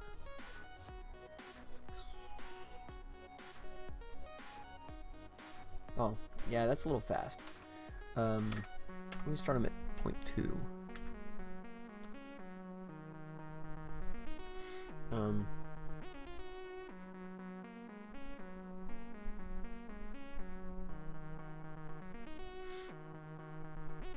so if we figure out destinations,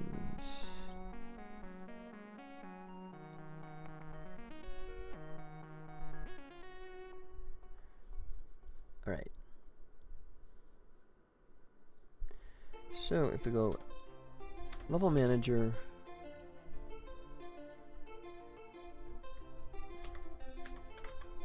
edges, let's see. Oh wait, I gotta figure out the right one for that, don't I?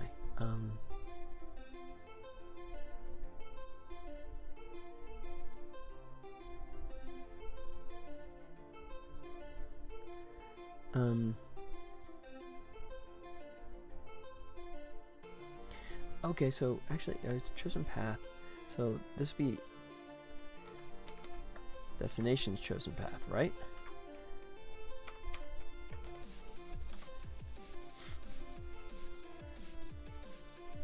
Oh, that's gonna be game object. Oh. Okay, no, I can still do it this way.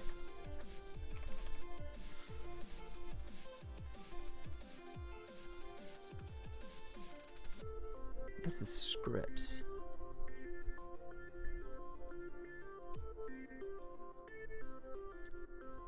Yeah. Okay, yeah, that is game object. I'm sorry, I just overthought that for a second. Don't know why.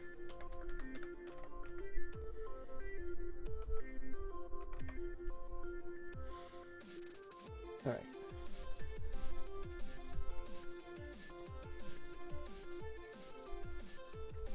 So then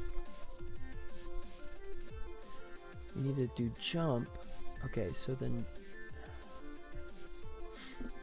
oops, sorry.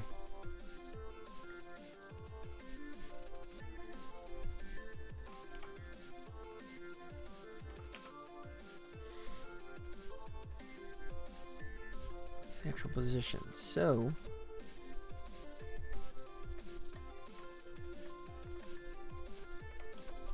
maybe I don't even have to do that. Maybe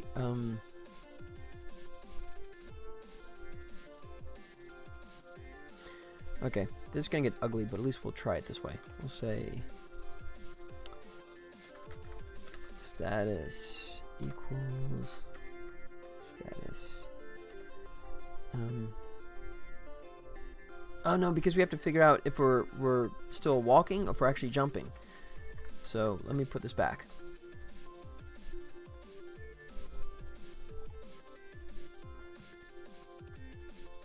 And yeah. So if we're going up or down, then obviously we're jumping. But if we're going left or right, we could be jumping or walking. So I gotta figure that one out before I just arbitrarily slap a start jumping. Let's see. Jumping. And I had this split out before too for the various states. I had like jumping up, down, left, right, and I think that's redundant. So I took that out and dropped it back to jumping. And we'll see if I have to amend that, but I think I can get away with just a single indication. We'll see. And actually, I guess I could do this way because both of these are the same, like such. Yes. All right. All right. Then I have to figure out.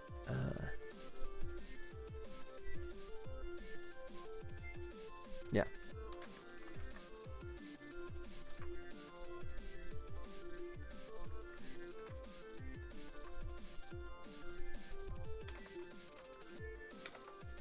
If it's not equal to null, they can jump. Otherwise, we're hoofing it.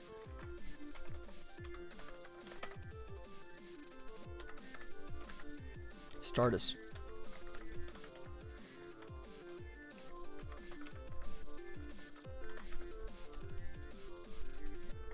Or patrolling. Alright. And I'll probably have to cheat in some kind of like registration too.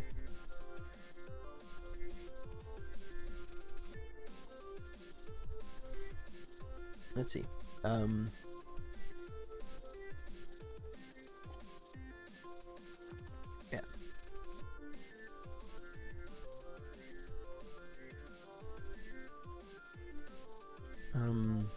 Oh, you know what? Actually, I guess I can do the same here, can't I? Like so. Because that's pretty agnostic. Just checking the variable. Yeah? Alright. Okay, so then patrolling, then we need to flip that. So I may, let's see. You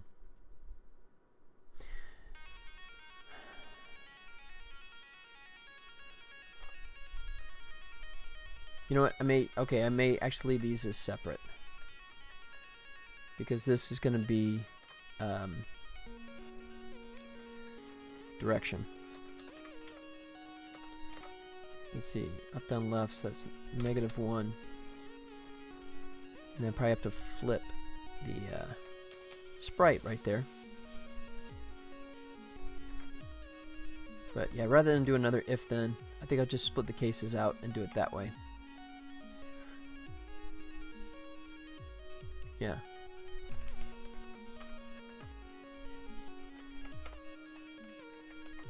Alright. So in paper that works. Patrolling.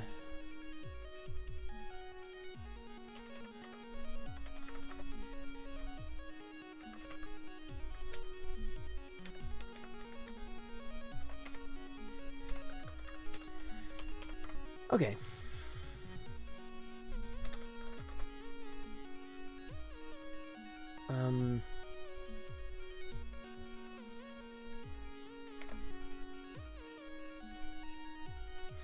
And then what else? Yeah, obviously I'm going to refine this, but right now, just to begin with, I'm just going to make him move in that direction. So it's going to be this nasty linear kind of progression, but I just want to see if I can get him kind of moving from point to point, and then I'll worry about getting like jump arcs and all that kind of stuff wedged in after the fact. Right now I'm just more interested in making sure that I can get him behaving. Right.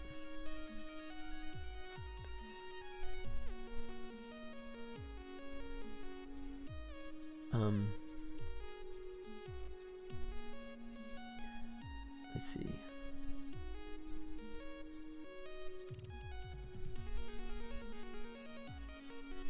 I guess, you know what? I guess I shouldn't. I think I should actually have a variable jump direction. Make it a private. So that'll help me determine how the jump should arc and that kind of stuff. So,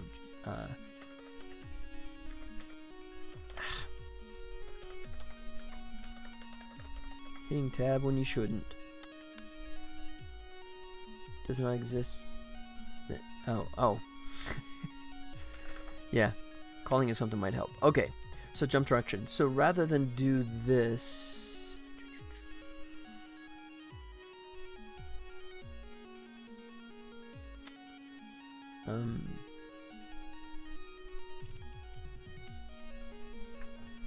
reached edge.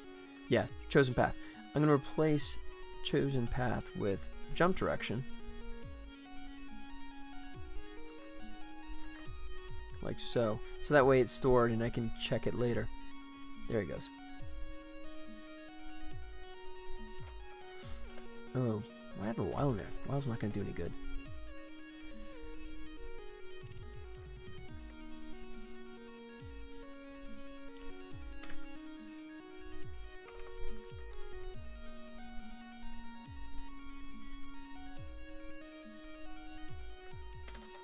If destination? Let's see.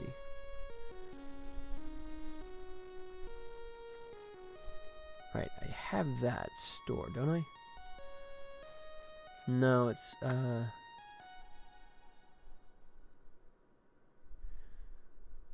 Alright,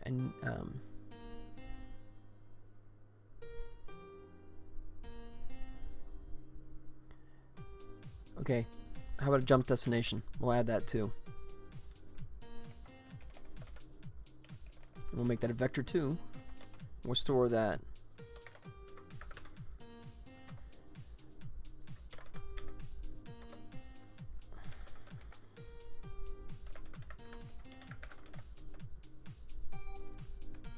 I don't think I have that more than once. Good.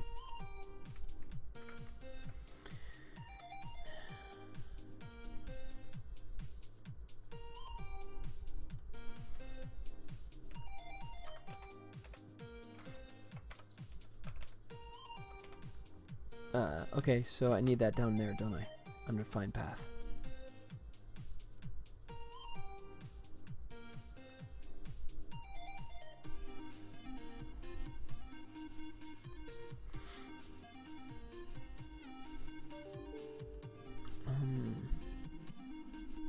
One sec. Okay. Alright, do I store it here? Sorry guys, just got an itch right there in the back. Do I store it here? The position of the destination, right? I don't know if I should try and score it at this point.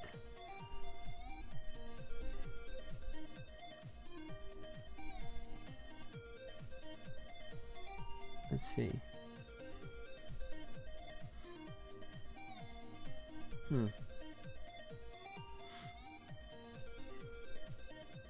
I guess I can check it there. So when I come back,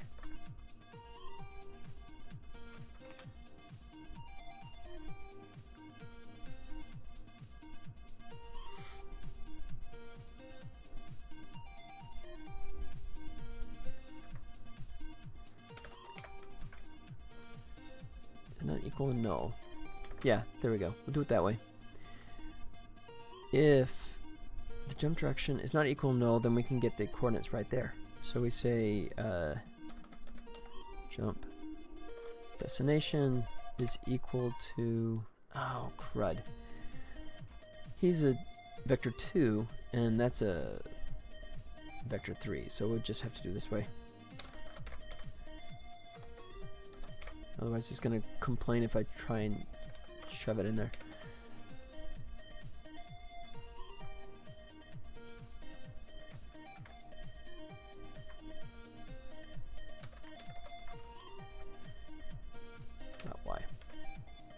Done. Yes? Nope, it's still not happy. Why are you not happy? Oh, because that's the object. Transform local position. Ah, not local. Position. There. I gave the object without telling it what I want in it, so it was right to complain. Local position. Done and done. Alright, now it's pretty content. Now we have our jump destination, so that gives us something to play off of.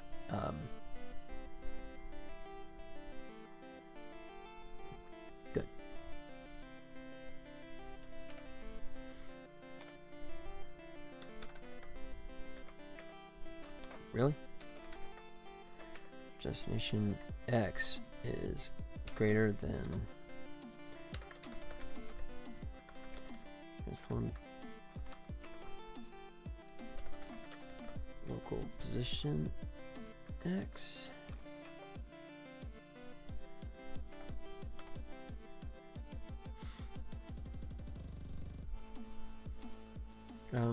Yeah.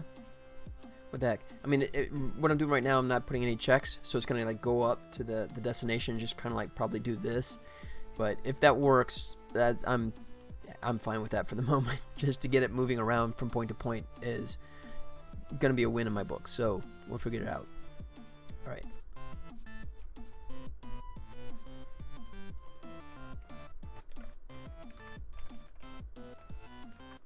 Alright, and I know I could probably consolidate this down to kind of like I did before, where I have add the value in and then apply it to the transform at the end. But let me just start this way, just so I can wrap my head around this crap. Jump speed. Oh, you know what? Wait,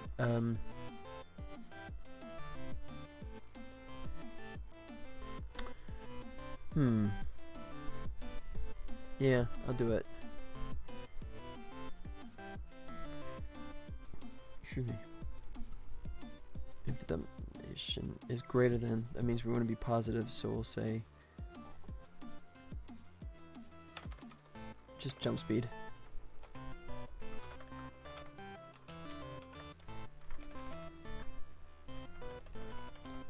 Negative. Yeah, not pretty, but it'll work. Alright, let's figure out why. If y is greater than our current position, then we want to go up. So we'll put that over into y. Get rid of the extra 0, like so. Say 0, comma, like so. And there you go.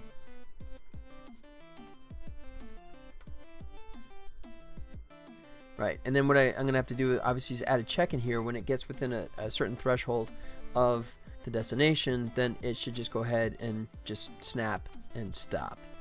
But I just want to see if this actually works. If he just starts heading in a particular direction. That'd be kind of cool by itself. I got to make sure I got all these. Let me go through this. I got to go through all these platforms to make sure they're all set up. Otherwise, it's going to break real fast. I'll blame the code, and it won't be the code's fault. Yeah, perfect example. Let's see, side. You know what? Oh, this is one where, so it's side is going to stay 0 because this is one is a special case. Did I put that closer? I did. Because there's nowhere to ping pong between. I don't want him to, you know, like patrol going like this. So this one's going to be a special case where the side I'm going to list is 0, which I need to add additional code that says if it hits a 0, that just means he plants and he doesn't consider doing a patrol. Ooh, but then I have it coded to either negative or plus, don't I? Okay, I have to think about that. Crap. I may have to revise my code to accommodate if it's a 0 and not a 1. In that case, you just go idle. Yeah, I just make him go idle. That won't be a big deal. Okay. So he's set up correctly. And he's not. So he's 1. 4 spaces. And that's position 6. So he can go up, left, and down. So up is 3. Down is 10. Left. Oh, nope. Left is automatic, and there is no right. Left is because he's on the same platform, so there's nowhere to jump to. That's just a walk. Okay, good. -1. Ooh, not 41. Typo. I said he's 7. Alright, so in this case we can go up to platform 4 and down to platform 11. And that's it. Yep. 1. He's 8. Alright, so he can go up to 5. Down to 9, I guess. Left, no. And right, I guess redundantly is going to be 9 as well. Oh, oops, that's wrong. There it goes. Okay, that's correct. Yeah, another annoyance, Control S doesn't actually save your scene anymore in Unity unless you come out of your prefab. And I hit Control S. There. Alright. I'm sorry. I don't mean to bag on my tool of choice, but yeah. I think the whole concept of the prefabs, ever since they did the nested prefab stuff and they redid the whole architecture, I think it's still a bit of a work in progress, but yeah, that's me. Okay, so let's see side. He is a -1 side. At 4. In this case, he can go up, which I guess that's gonna be 8. I could make. No, I think I'll just let him go to 8. Up, down, which would be 13. Left is going to be 8 as well. And then right, obviously same platform, so we leave that alone. ID goes up to 9. Okay, next. This side is 1. Left is -1. Right side is +1. I think that's what I have set up at the beginning. God, I hope it. Yeah, I didn't do that backwards. Good. Alright. 4. You can go up to 6. Left is given. Oops. Down is 14. And that's it. And he is 10. Alright, 11. Not much going on in this one. It's -1. You can go up to 7. That's a big jump. There's no down. The right is redundant, and so everything else is just nothing. 11. So 12. Here's side 1. 4. Okay, so up he'll go to, I guess, 9. Yeah, he'll go over. Down, there is no down. Left, there's no left. And then right is going to be 13. And he is 12. Alright, 2 more. There's a pain, I know. -1. And then, oh yeah, so this is one of the ones I was talking about before. Because of the space, I want to go ahead and turn on ducking for this, because the enemy won't fit there. He's going to be hitting his head. So by toggling that ducking on, he'll know that he'll need to crunch down. I don't have it really coded in there yet. I mean, this is all, obviously, I said a million times, this is all temp art. But that is something that, once I get the proper characters in there, that's something I'll be addressing for sure. Right now, I think I just do an arbitrary shrink, like a 0.85 scale, back up to 1. And I need it for these as well. Let's see. Yep, they both have it. Okay. 4. So, up is 9. Left is 12. Oops. Down the left. There's no down. And then right is ignored. Alright. 13. One more. Last one. Here you go, guys. Chew on some bombs. There you go. Okay. Last one. So we go 1, 4. Can go up. And with up it goes up to 10. There's no down. Left. Right. That's all covered. There. Okay. And of course I got autosave on that. Let me come out. And yep. Nothing to save. So we're good. Alright. I'm nervous about this, but I'll try it. I don't know what's going to happen here. Let me bring myself down to 0, -6. Don't know what he's going to do. Let's see. Oh, look at that. Wow. Whoops. Oh, let me turn off squished. But he actually, he went to, oh, it wasn't pretty, but he actually went to the positions. That's kind of cool. obviously I think I need to lower the contact points, because his origin's down at the bottom, but the contact points are in the center, so that's why he was offset. Let me do that first. Yeah. So that's why he hit, right? Because this is like way up, right? So, alright. No big deal. What I'm going to do is just grab everybody, put them down so they're on the ground properly, and then the Y needs to come up half. There.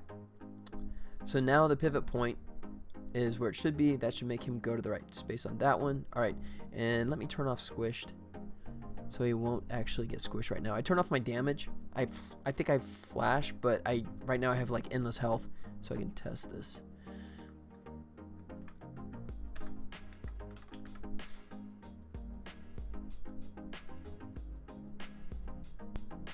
Oh, let me just do it this way. Just have the enemy ignore it. Yeah, just turn this. There, squished. Okay.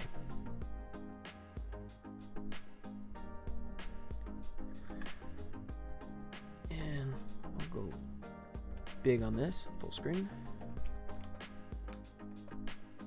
Look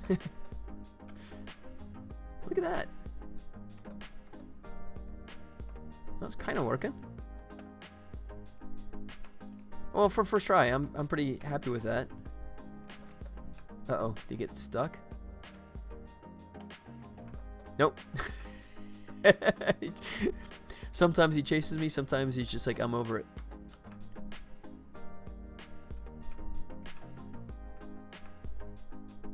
Whoa.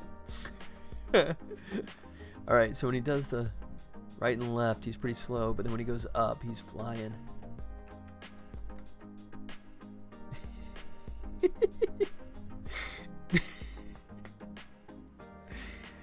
Wow. Alright. So, he's obviously not reaching the destinations. He is sometimes, but maybe not others. Let's see. Alright, I guess he's just making contact. Oh, because he makes contact with it. Of course. Alright, so I may have to shrink it down more. Oh, because I'm so focused on... Crap. I'm so focused on registering when he reaches the edge of the platform. Oh, let's do it this way.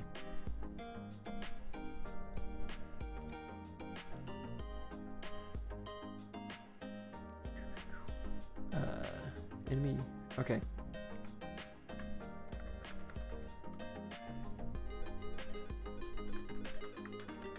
Reach edge. Alright, so we won't put him idle. We'll say, if our status equals jumping, then ignore. Status equals jumping, then return. There.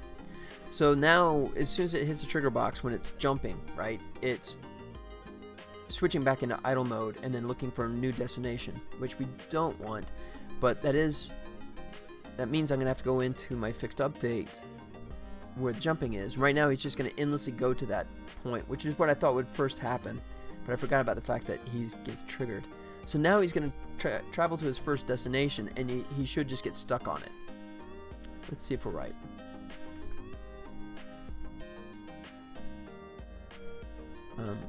Actually, I'm going to leave this minimized because I get the sneaky feeling that he's going to get stuck at the top. We won't see it on the game screen. Yeah. Yeah. So that's it. I'm right. That's exactly what happened. So he traversed to his first destination, and he got there, and now he's just, like, endlessly pivoting. But he did get to the point where he should have, right? So...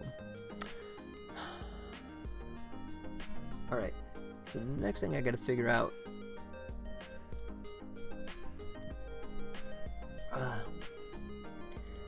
is, okay, the edge and destinations are gonna be two different places, I think.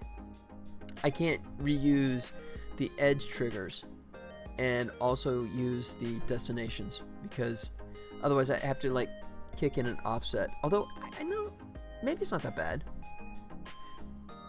That may be okay, because it's just one of those things where I can do an animation, right? A state of in jumping, right? So that when he reaches that, he figures out which direction he came in and do the appropriate animation and have him go into that. So maybe it's not too bad.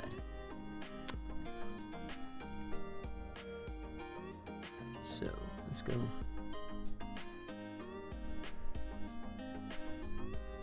Idle. Let's say reached edge. Yeah. There. So if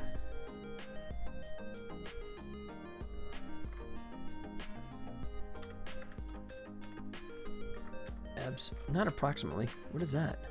I've never even seen that one before.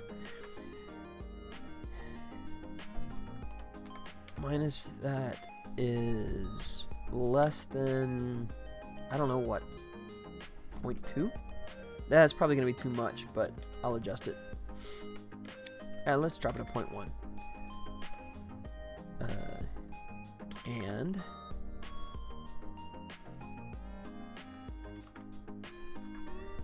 math absolute of y is less than 0.1 f, then we will tell it that we reached an edge. Oh, what edge? ID. Crap. This game is broke. I don't know how I played it for so long. This guy's Okay. He's way too How do I get the strong. ID real quick? Okay. Uh, Stupid camera in the way. I'm pressing A. There hasn't been a place to save since, I don't know, yesterday. I have the destination, but where's our actual? Thinking games should have a special place in hell to play it while they're burning. Stupid camera in the way. How am I supposed to play if I can see a single thing? It's too late. I really wonder what's the reason I have health if I'm just watching it deplete. All right, so I guess I should store that. What now? Wait, what's this? Target destination. How about that? Because it would just be an int. When he sees how much pain I'm in, I'm sure he'll feel sorry for me and let me pass. Okay, here he comes. I'll just explain. Jesus, he's Okay. bigger than the screen. He's way too many graphics. What's the pattern? This is totally random. He's just randomly spamming his most powerful attacks over and over. Did you see that? I didn't even get hit and I lost like everything. Even after hit you. Direction. If you get here, the developers kill You know what? and Actually, that's I. it. Good game. Good game.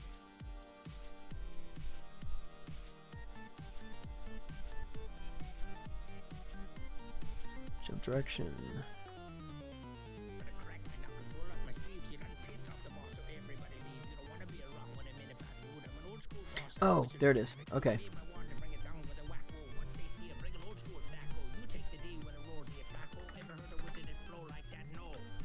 Target destination is equal to. Bombs are blowing above sides like doom. Time to staff down, blow the roof off the room. Chain lightning flash down. Boom, boom, boom. Sweep the rest of you all outside with a broom. No disrespect, you're about to get wrecked. Don't bother to holler, stand up to object. Need something to think about? Let's Go see. ahead, reflect. When it finish, what's next? They can't resurrect.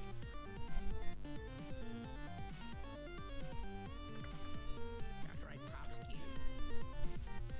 Break it down. We do this together. Crap. Maybe we can beat him. Alright, no, I don't think I can do it here. I think I have to do it back down there because the destinations. That's right. Go on, get your knuckles wet. Swing it a little harder than I that. don't think I can get the ID off that one. That's right. That's right. I'ma take this side, you take the right. We'll give up now. No fight, fight, fight. Power word stun, then power word smite. Turn out the lights, power word good night. We almost got Oh. him. Look, we almost got him. He's going down. Edges. Yeah. Okay. So I'm not even doing a check for He's that. almost there. He's almost halfway there. He's there. Oh, there, whoa. Hold on. you No, kidding crap. me. What? Crap. Oh, that was cheap. He was cheesing me. Game Turn it off. object.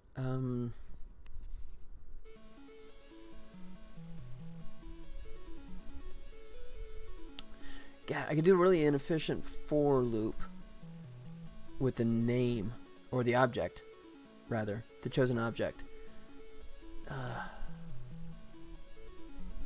Yeah, I guess that's what I'm gonna have to do. Crap.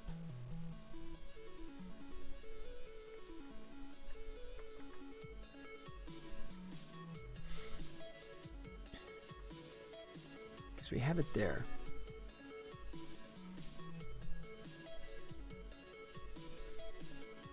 Destinations, jump direction. So that's our game object. So,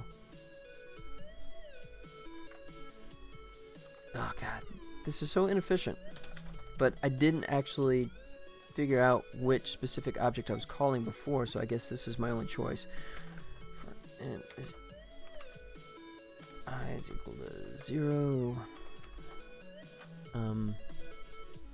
I is less than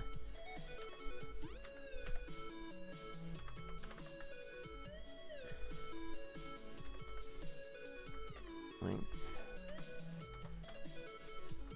plus done. Good. All right.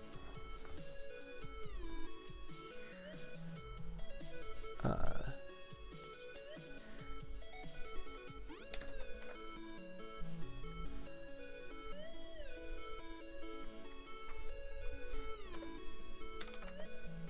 to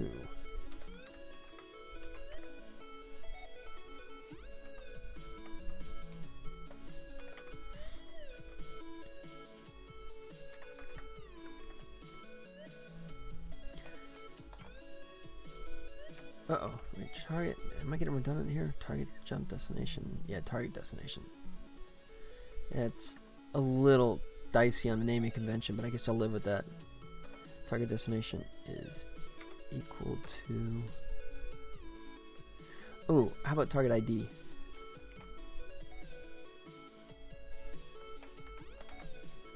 That's much better.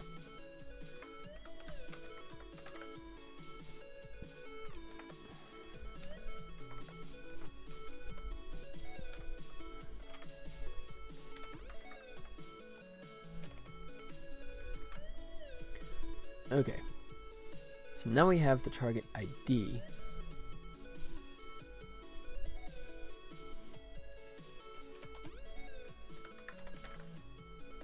Target ID. Now we know who to check. Okay, I think that's correct. Let's see if it complains. Nope, it doesn't. Okay. One sec. Okay. Let me check something real quick here. Okay. Alright, let's see what it does. Ooh. I got stuck on there. Alright, so I either made the range too wide so I can't get to it. Let's see.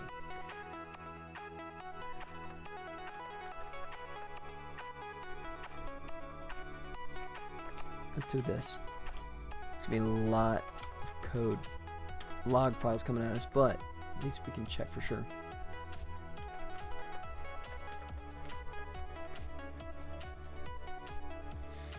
Let's go X.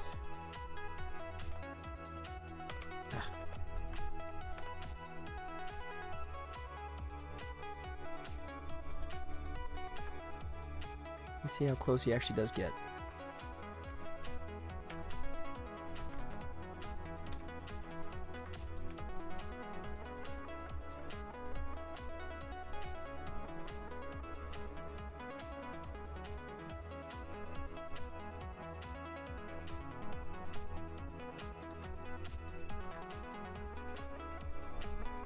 Yeah. Alright, so it's going to kick out a ton of debug logs here, but as long as he's jumping, but at least that way I can figure out exactly how close he is when he gets stuck.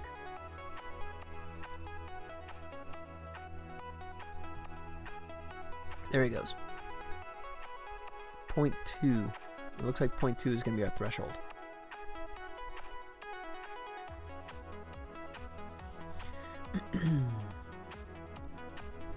Less than equaled to 0.2. That was a guess. I was close. 0.2. There. That's to be sufficient, so now he won't get hung up. Let's see. And no, he's still hung up.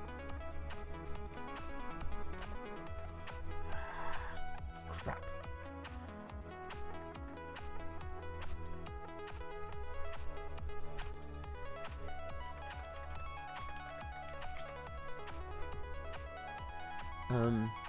Oh, okay, we have to tell it where its current ID is, I guess. What? No?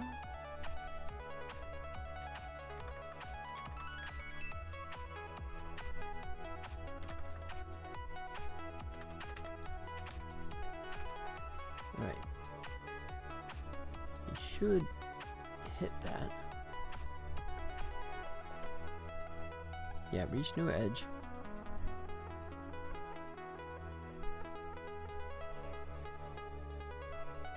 Okay, so we know that's working.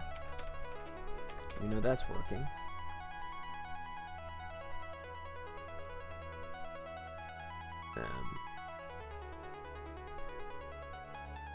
Alright, but once he hits the edge, let's try this.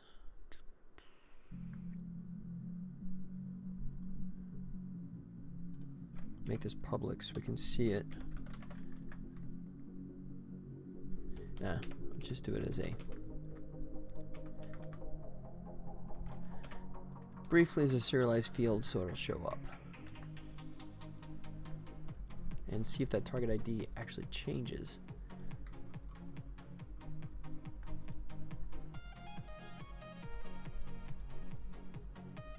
There it is. Target ID. Okay. 8. So he's stuck on 8 right now and doesn't want to change.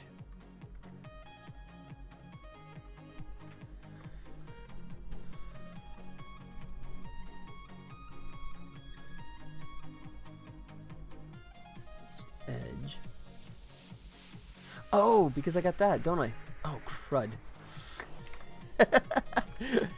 I forgot about that. Okay. Yeah, so I need to toggle that into idle. Or patrolling. Let's do patrolling.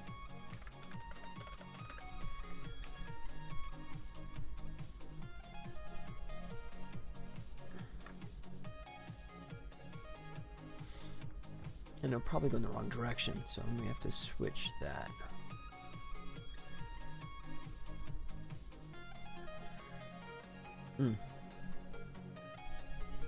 Alright, so yeah, I think what I'll have to do is create a new, I'm going to take this out. Remove this, where as soon as he hits that collider box, he stops the jump. Change that.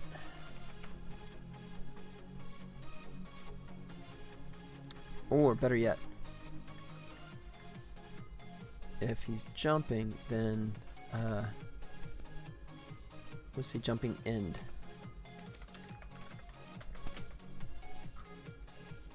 Here you go. More bombs for everyone. It's a good crowd down there. Look at that. It's a lot of flying people. Alright. Jumping end. Alright.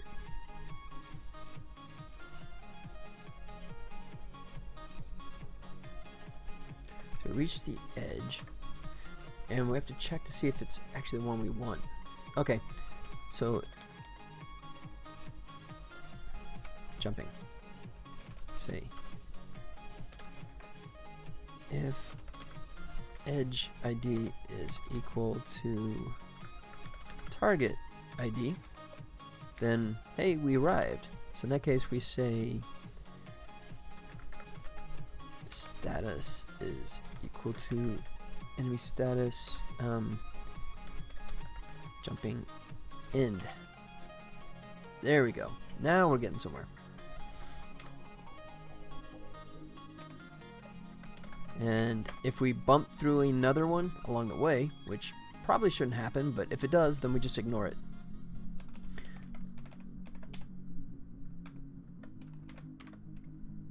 Done.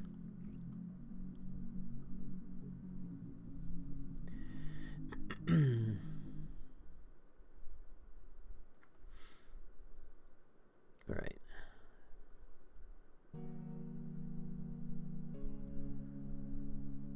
So, tell you what, we'll say, yeah, I think we'll do this separate.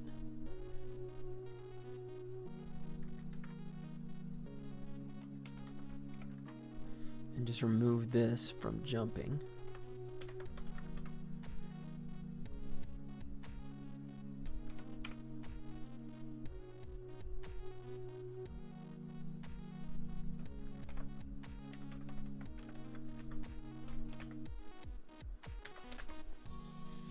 Happy now? Good.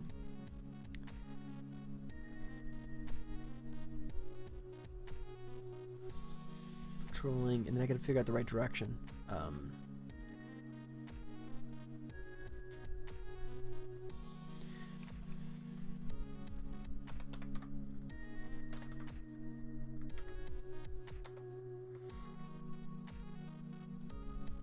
So that was -1, so he would be positive. So direction is equal to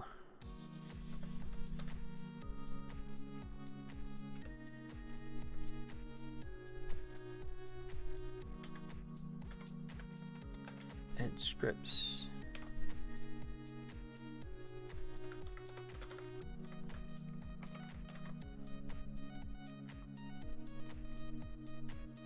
let's see, edge scripts target ID. Oh.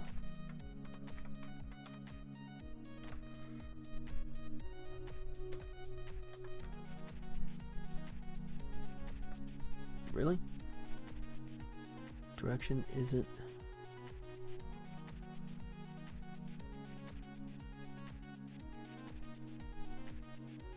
Wait. I thought. No. That's not right. Platform edge. Get up here. Come on, I double clicked you. Come on, jerk. Oh, side. Okay. Poor terminology on my part. Okay. So, side. And it's reversed. So we say -1 times. So he gets the right direction. And he should go into patrolling. And that should get him the right direction. Not that I want that. I think I want him to hit there and look and then decide which way to go. But at least that gives him something to start with.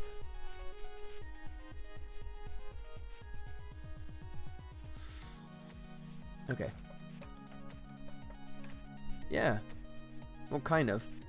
Let's see if he changes directions if I move somewhere else. Yeah, okay, so he went in patrol. And then, boom. Yeah, okay. There he goes. Okay, good. We're kind of getting there. I mean, it's...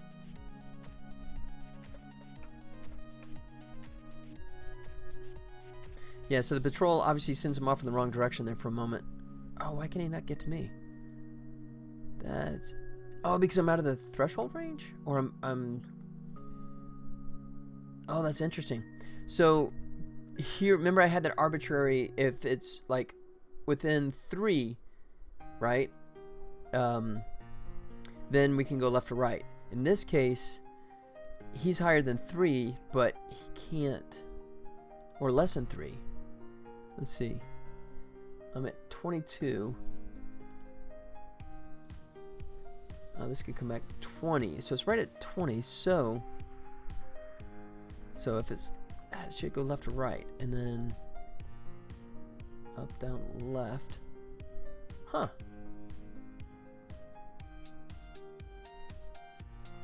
That's strange. It seems like he should want to go to platform 1 there. Whoa.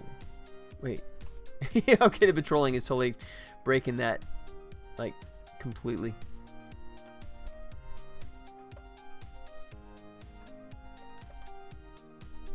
Yeah. Yeah, the patrolling's wreaking havoc on that, so...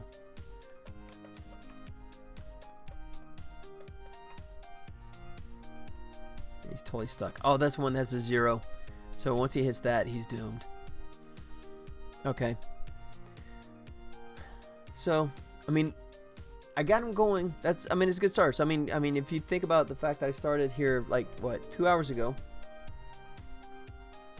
with no AI whatsoever, and now I got him, in that amount of time, I got him doing checks, and then figuring out where you are, and trying to move to one of these destination points. Oh, crap, I forgot. I gotta keep him away from that one. The 0 platform. That just totally breaks him. Come on, buddy. Yeah, okay, patrol. That's interesting. So...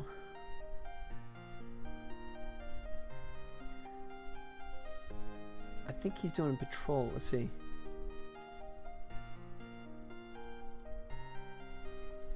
Let's see what... Target ID, direction. Lost Hamster is not following. Lost Hamster, thanks, buddy. Appreciate the follow. Thanks, man.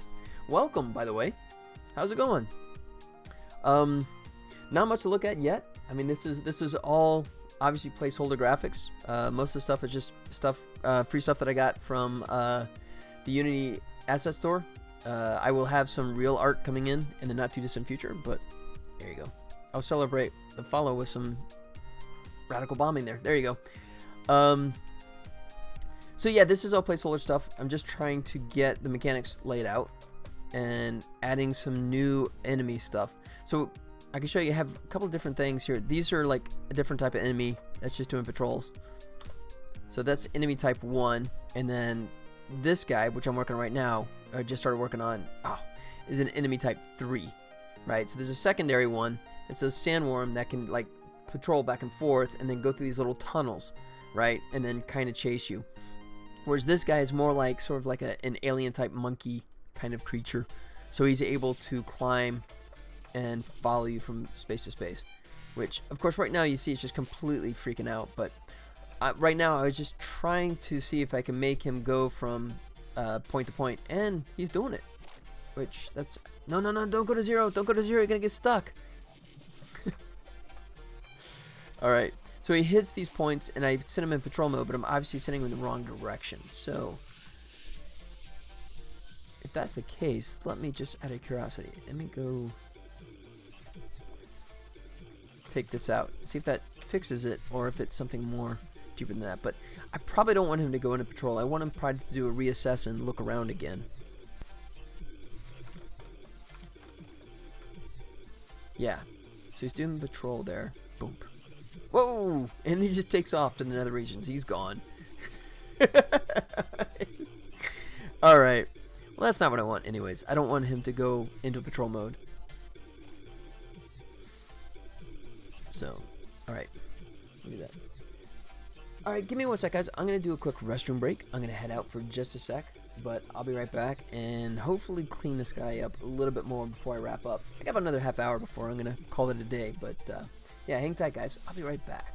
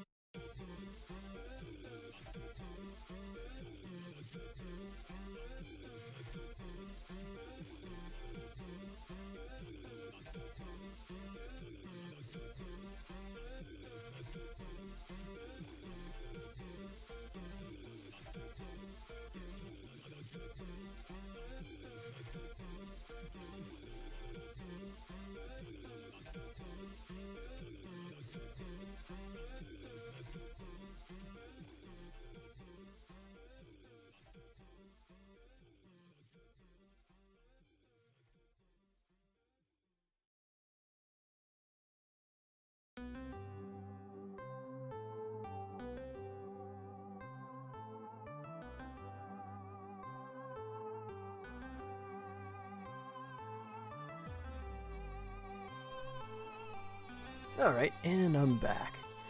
Okay, so the situation we have is he does follow to the waypoints in a very ugly fashion, I know.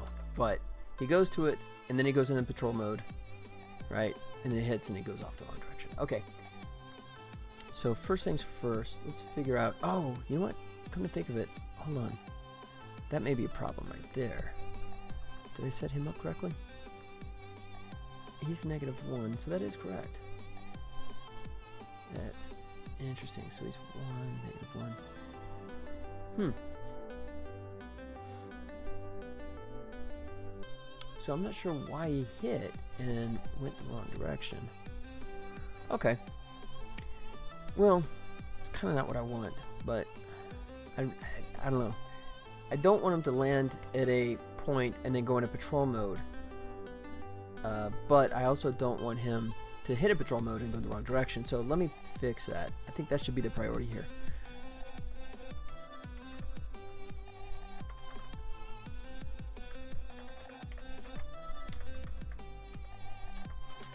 New direction.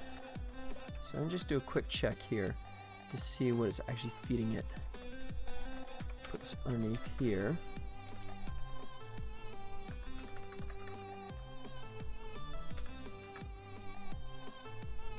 Yeah. Because there may be a chance that I'm checking the wrong thing. Oh, wait. Let me come out full mode there. So -1. Right? 1. Yeah, so that's wrong right from the get-go. Check that out.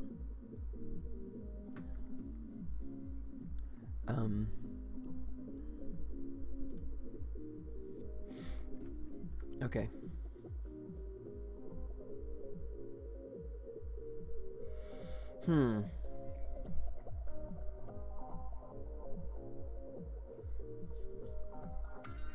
Target ID. So maybe my target ID is not correct. Let's check that out. New direction. That would explain it. If it's like target ID is actually referencing where it came from rather than where it just got to.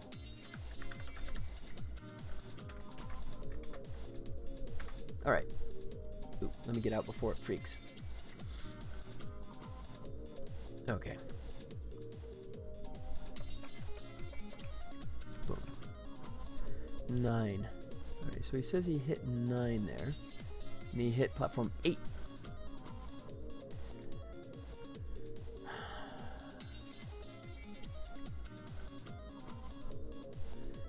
That's the problem. Platform 9. Huh. Platform 8. Okay.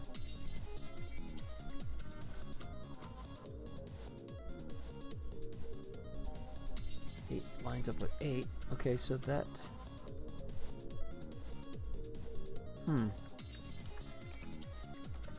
equals I.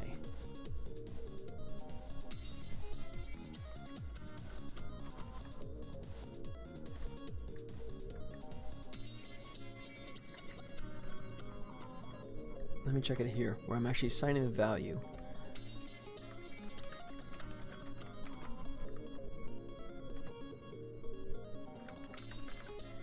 Target ID is equal to I, and target name is equal to LM. Edges I.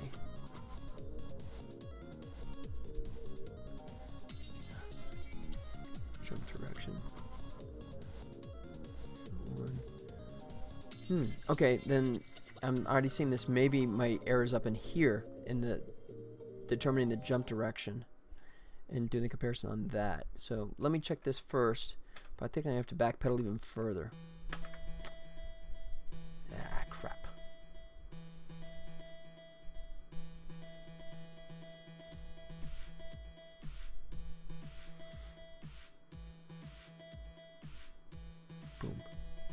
Alright, let's see what we got. Target ID 8, platform 8. Interesting. Wait. So it was right there, but there's wrong.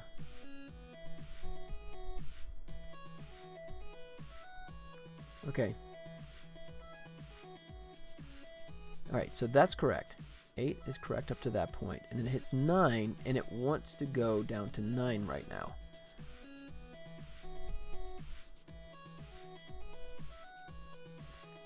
Okay. But unfortunately it stays in patrol mode.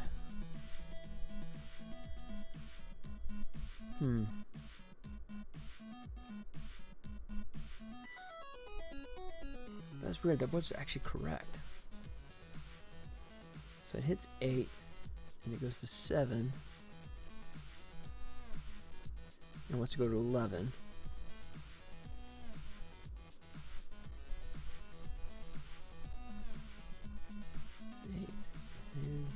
Is 1.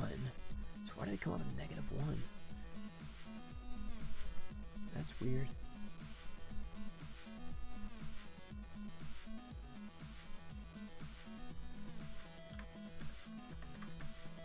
Alright. Oh, because I think that's it, because we're calling this with reached edge and it's finding a new destination. If we take out patrolling, but then that's going to get negated because he's going to ping off to somewhere else anyways, so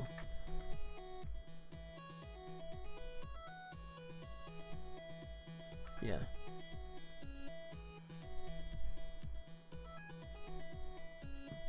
There he goes. Boom. There it is. There it is. Bingo. Oh. Oh. Hang tight, guys. I just got, I don't know if you can hear my alarm system, but I got someone at the door. Give me 1 sec. Be right back.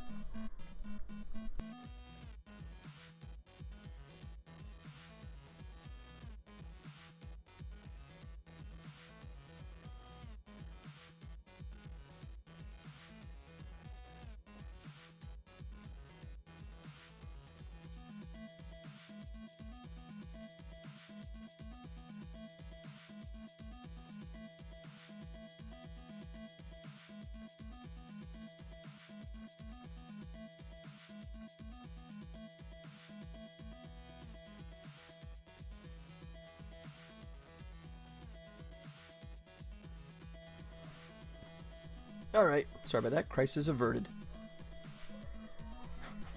Maybe. I don't know. I don't know how good the mic is, but yeah, you might be able to hear one of my dogs just wailing away. Alright. So, yeah, he's going back and forth there. I guess because of range. There it goes. Oh, crap. I might have to... Okay. So here's what's going on here. He's doing what I'm telling him to do him, which is obviously wrong. So the thing is, remember, I have that threshold. And it's like, if it's within, like, 3, right, then try and go left or right. But he's out of that range, so he wants to go up again. Alright. I might have to rethink how he actually moves around.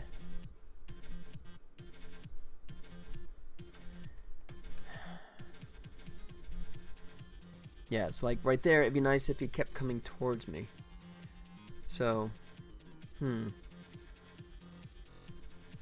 mean, if it was just straight, simple, like horizontal levels and everything was always consistent, that'd be an easier thing to do. But because these levels are going to be offset, it's sort of a little more nebulous to try and figure out when I need to tell him when he should actually be going left or right versus he should be going up or down to come at me.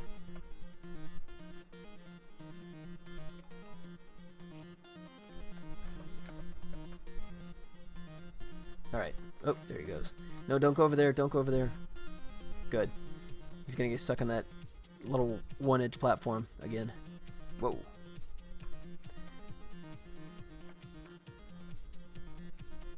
Okay. So, I mean, I guess the good news is that the idea of the system is working, right? I mean, he's doing what I want him to do in the sense he's going from marker to marker, but it's just not nearly as pretty as I'd like it to be. So, obvious choices are to introduce more. Huh. I have to think about this. Definitely gonna be some trial and error with this kind of thing. Yeah, so like right there, he won't come across, will he? Why is he not gonna come across?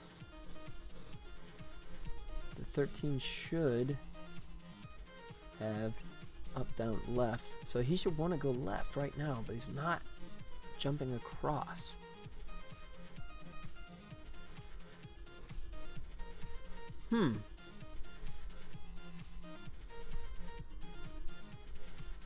That's really interesting. He should right now, he should just go right from 13 to 12. He should clear that gap with no problem. But he's not doing it, and I don't know why. Alright. Oh, and then he does.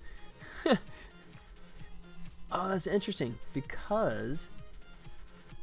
So if we do it this way... So when he comes up, if... Then he goes across. Okay. Huh.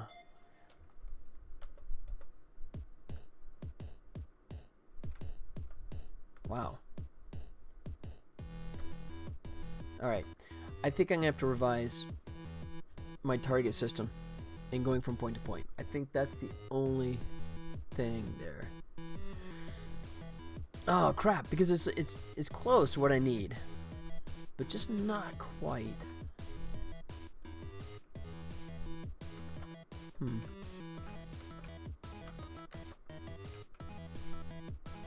comes her. Yeah, oh, he's stuck. Yep, there's the dreaded 0 platform. Let me just fix that.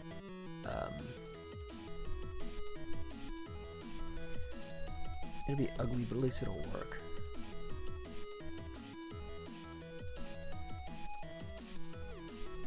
Oh crap, I have to rename this, but...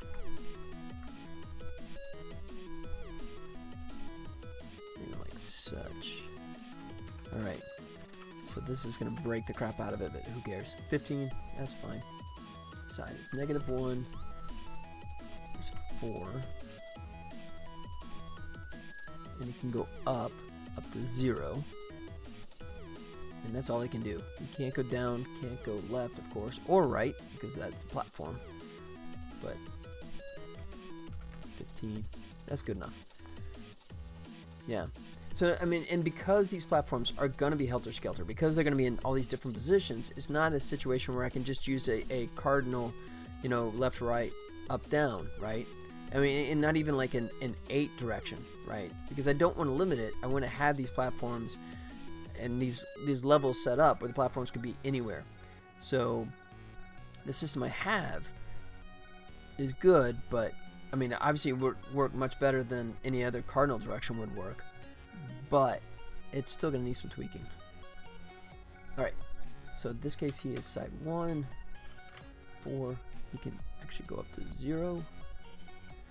Down he can go to 7.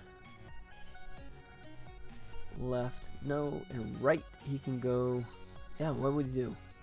I think that's, I don't know, is that a legit jump or is that too far? I don't know. Can I make that? I don't think I can. If I can't make that, then he can't. Let's see. Bounce, bounce. No, I don't think that's really a makeable thing anyways. Oh, well, okay, technically I guess it is. But damn, you gotta be perfect on that, otherwise it don't happen.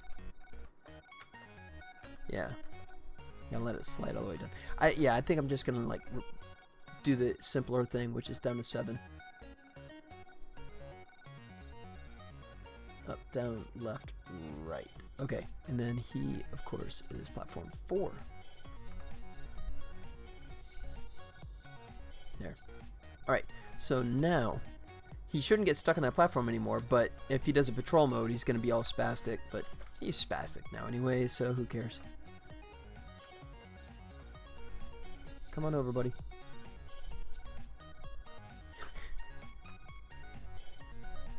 I can't get him over. Really?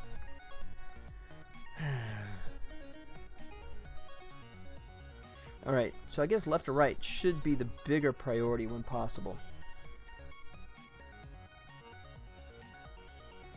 So I guess I have to reevaluate that. Find path. Because right now, I'm kind of giving priority to vertical.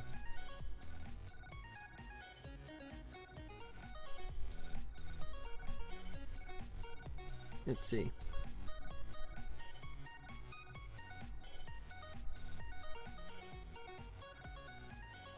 Alright, let's flip this. Let's just try this. Let's just give priority to the horizontal motion.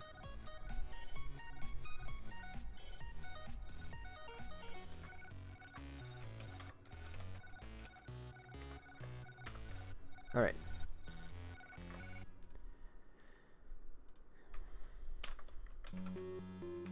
Player distance is less than 0. Then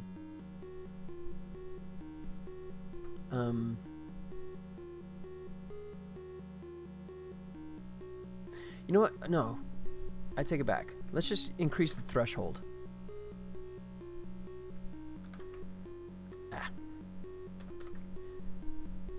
Put this up to like 10.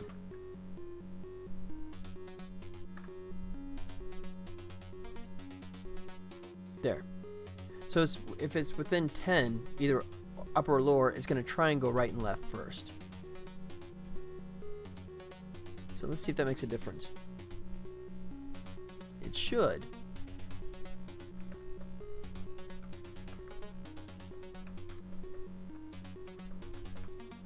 Yeah. Oh, why are you doing that, buddy? That's broken. Alright, is that just because of that one spot over there, or is it doing something weird? Really? Oh, because of the... Oh, shoot. Okay, so that doesn't work.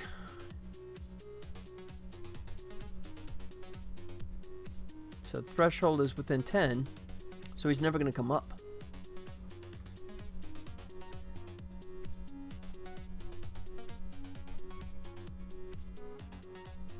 Alright, so I have to rethink that. So let's see, right now he's currently at 14. Enemy is at 6. Yeah. So that's 8, so it's within the range. So all he wants to do is go left or right. So 3. So let's just go up to 6. So that should be like one platform worth.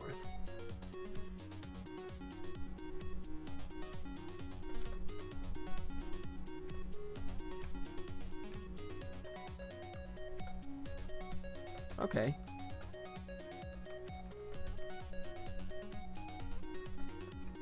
Whoa, where you going, buddy? Whoa. he just threw his hands up and said, "Hey, I'm out of here.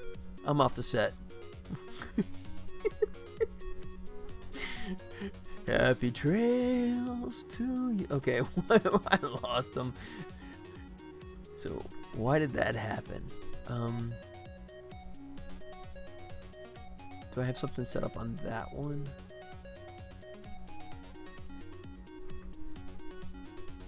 Let's see. Up is 4.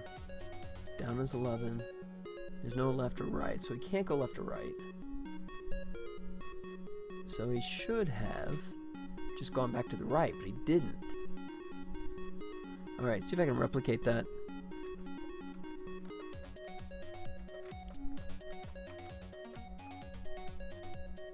Yep, that was easy to replicate. Alright, let's see if that happens on both sides. Or if it's just something with that one particular platform, maybe. Nope. Okay, works right on that one.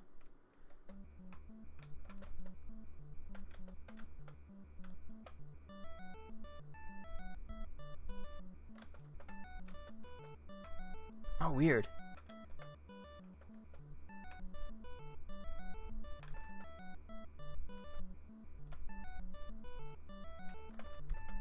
But just this one right here, just ain't happening. 7 up to 4.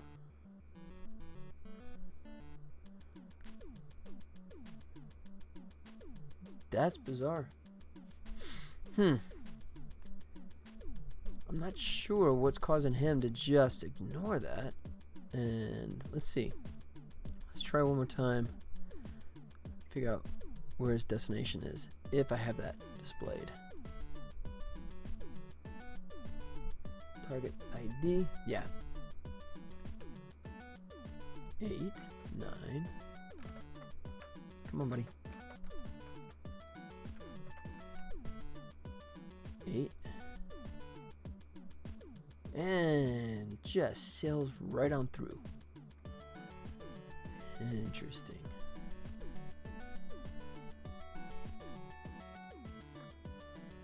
What am I missing here? Yeah.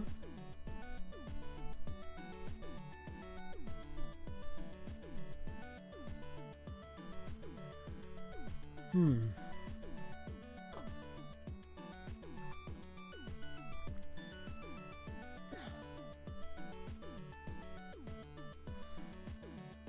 Seven, that's 8.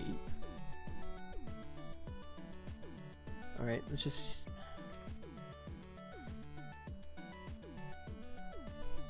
Huh.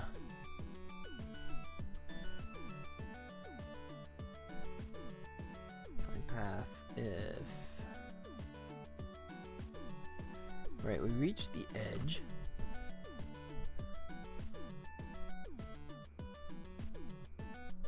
I'm not jumping.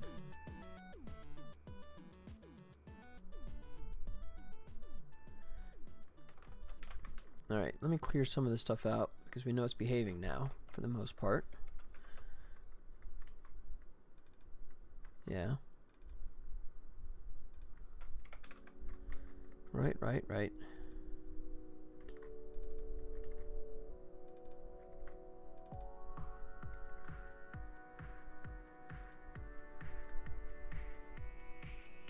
Okay.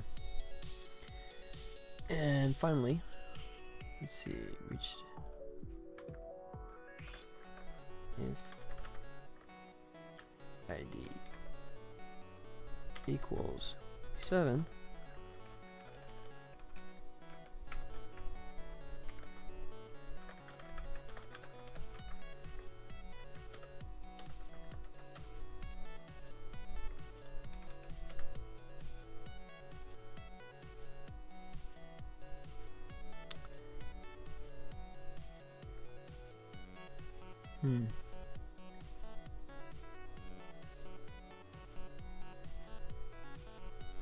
Maybe it's because...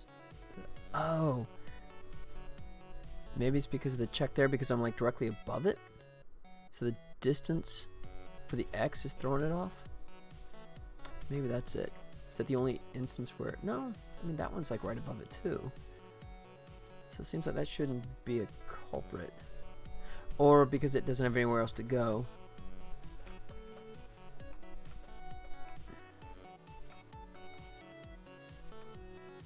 Yeah, so he hit 7.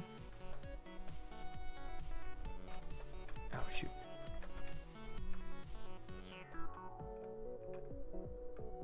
Alright, so I think it's just a situation where it wants to go somewhere, but it doesn't know which way to go.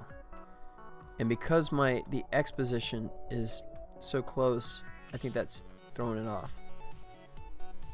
Right. So we can check this way.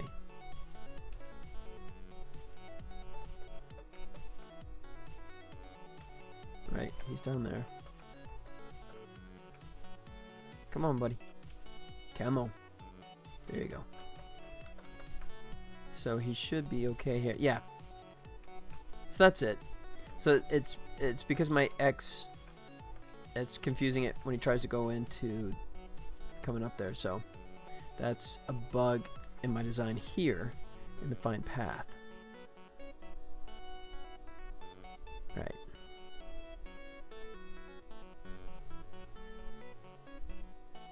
Yeah, okay, that's it, because I'm hard coding it saying if I'm less than me, then I gotta go that direction, but if I can't, then he should just go back to patrolling.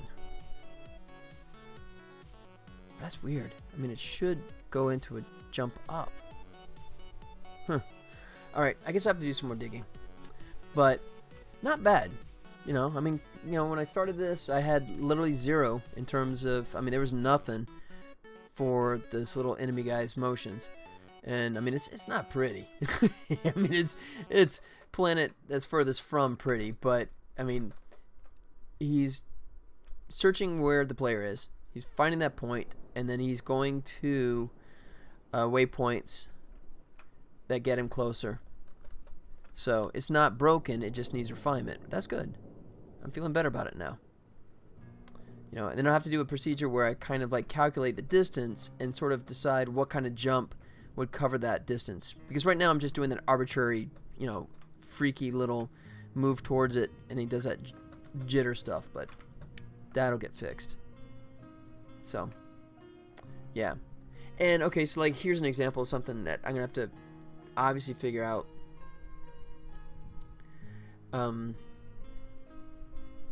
Let's see. So he should be able to jump up or down there, but he wants to go down, so up to 5. So that's strange. I don't know why when he hits this point he should want to go up, but something is convincing him to go down instead. That's really strange, because it's like it's consistent some of the times, and just like this one it just gets totally wrong, unless it's, I was thinking it might have been because of my X position, but nope, that ain't it. Alright, well, yeah, do that one correctly. Come on back down, buddy. Oh, crap.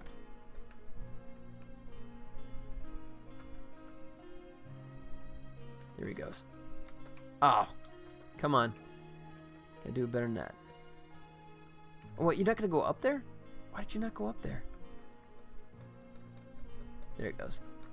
So, yeah, that range is just killing it. Okay, so what I come up here? Then he goes. So it's a threshold. It's that stupid wide threshold again. Crap. All right. So I'm gonna have to play with that. The whole concept of deciding when he should go up or down versus left or right based on threshold. There's obviously points where that totally breaks it. So like here's a perfect example. He should come up, but then he goes back down instead.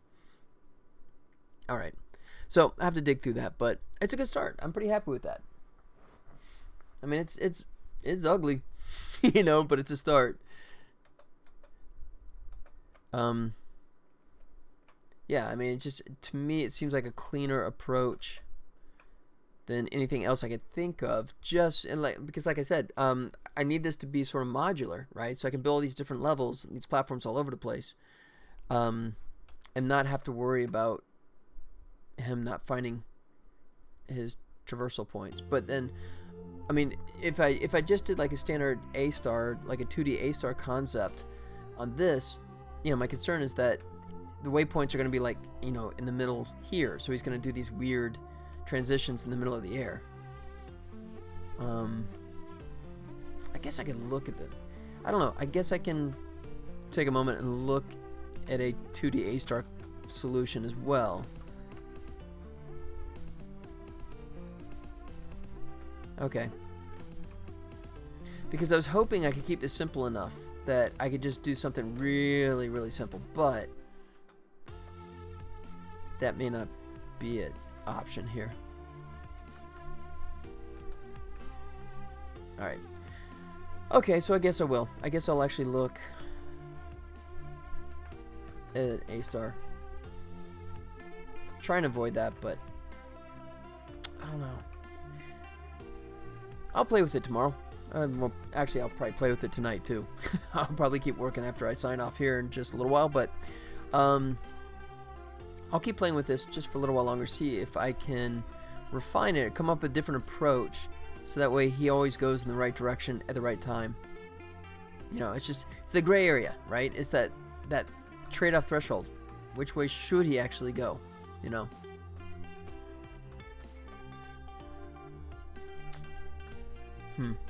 Alright. Well, I'll keep playing. But in the meantime, I'm going to wrap up there, at least for the stream. So, guys, thank you so much for hanging out with me today. I appreciate it. And, yeah. Still got more to come. Still got a long way to go. Early days. Definitely early days. But, it's going to be fun. It's going to be a nice little platformer jumper guy. And, you know, as I keep hinting, this is going to be tied into a nice little piece of intellectual property. Not quite ready to spill the beans. Getting close. Getting very close. As you see above, I got the trip to E3 coming up here in a couple of weeks. Yeah, 3 weeks minus a day. How about that? Let's be official. And I'm going to pitch it there to some fine folks over there and see if I can get any interest. But once that's wrapped up, I think I'll be ready to fill you guys in on all the details. At that point, hopefully I should have some of the art rolling in. Hopefully that'll dovetail nicely, so I'll be able to start plugging that in, and then you guys will see real art, not this placeholder stuff, and then I'll get to do some animation, which will be fun. That's my bread and butter, is doing animation, so looking forward to that. But yeah, in the meantime, thanks again, guys. Thanks again for hanging out with me. I do appreciate you guys hanging out. I do my broadcast Monday, Wednesday, Friday, my new time, which is starting at 3 and going to 6. For those of you guys that maybe have been watching before, starting at 1, sorry for the later start, but it's working better than my schedule, so I'm going to try this for a little while and see how it fits. Not in stone. I could slide the hours around again, but I don't know. So far, this is pretty good. So Monday, Wednesday, Friday, starting at 3 p.m. Pacific Standard Time. That's me. I'm here in Vegas. In a chilly day, by the way. We set a record low high temperature today. We are 62, was like 65 or something today, which is messed up, man. We were supposed to be in the 90s already. I want warm. Anyways, I digress. All right, guys, take care of yourselves. Hope you guys can make it back on Wednesday. I will be here again. Until then, adios.